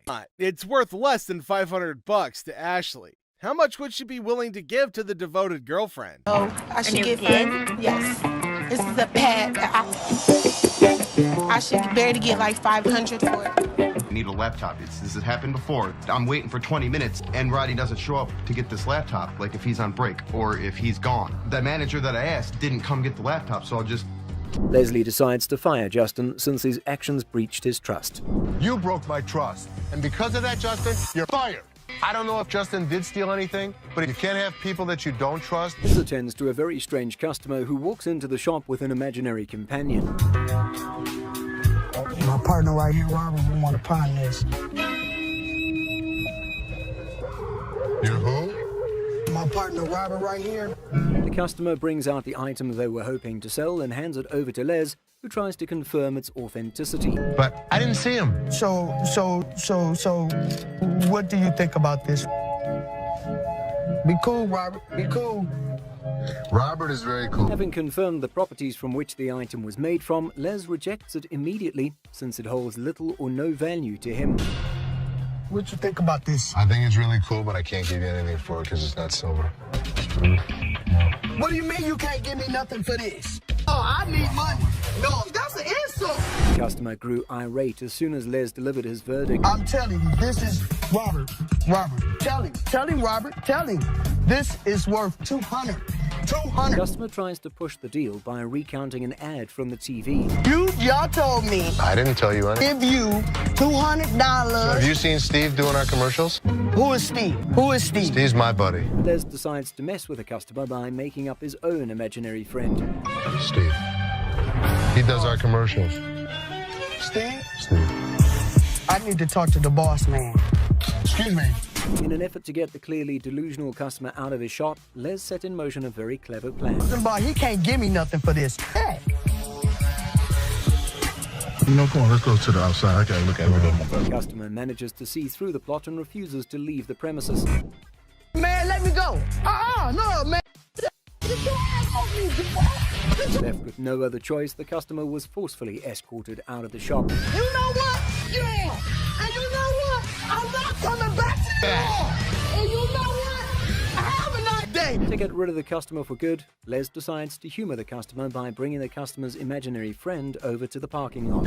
Be careful, Robert's here. Sorry, Robert. I got him for you. Oh, you got Robert for me? Here you go, here you go. Yeah. Thank you, because I went off and left him. Here you go. I'm not coming back no more to your damn store. A man walks into the shop with hopes of trading in his faulty phone for another. Hey, what's up, dog? How you doing? Well, I just got this phone that I bought here like 2-3 days ago, and that... Did you download a camera function? No, it clearly got a camera. Why would I have to download it? Just asking. The customer reveals he didn't bring a receipt with him. A very fatal mistake. Receipt?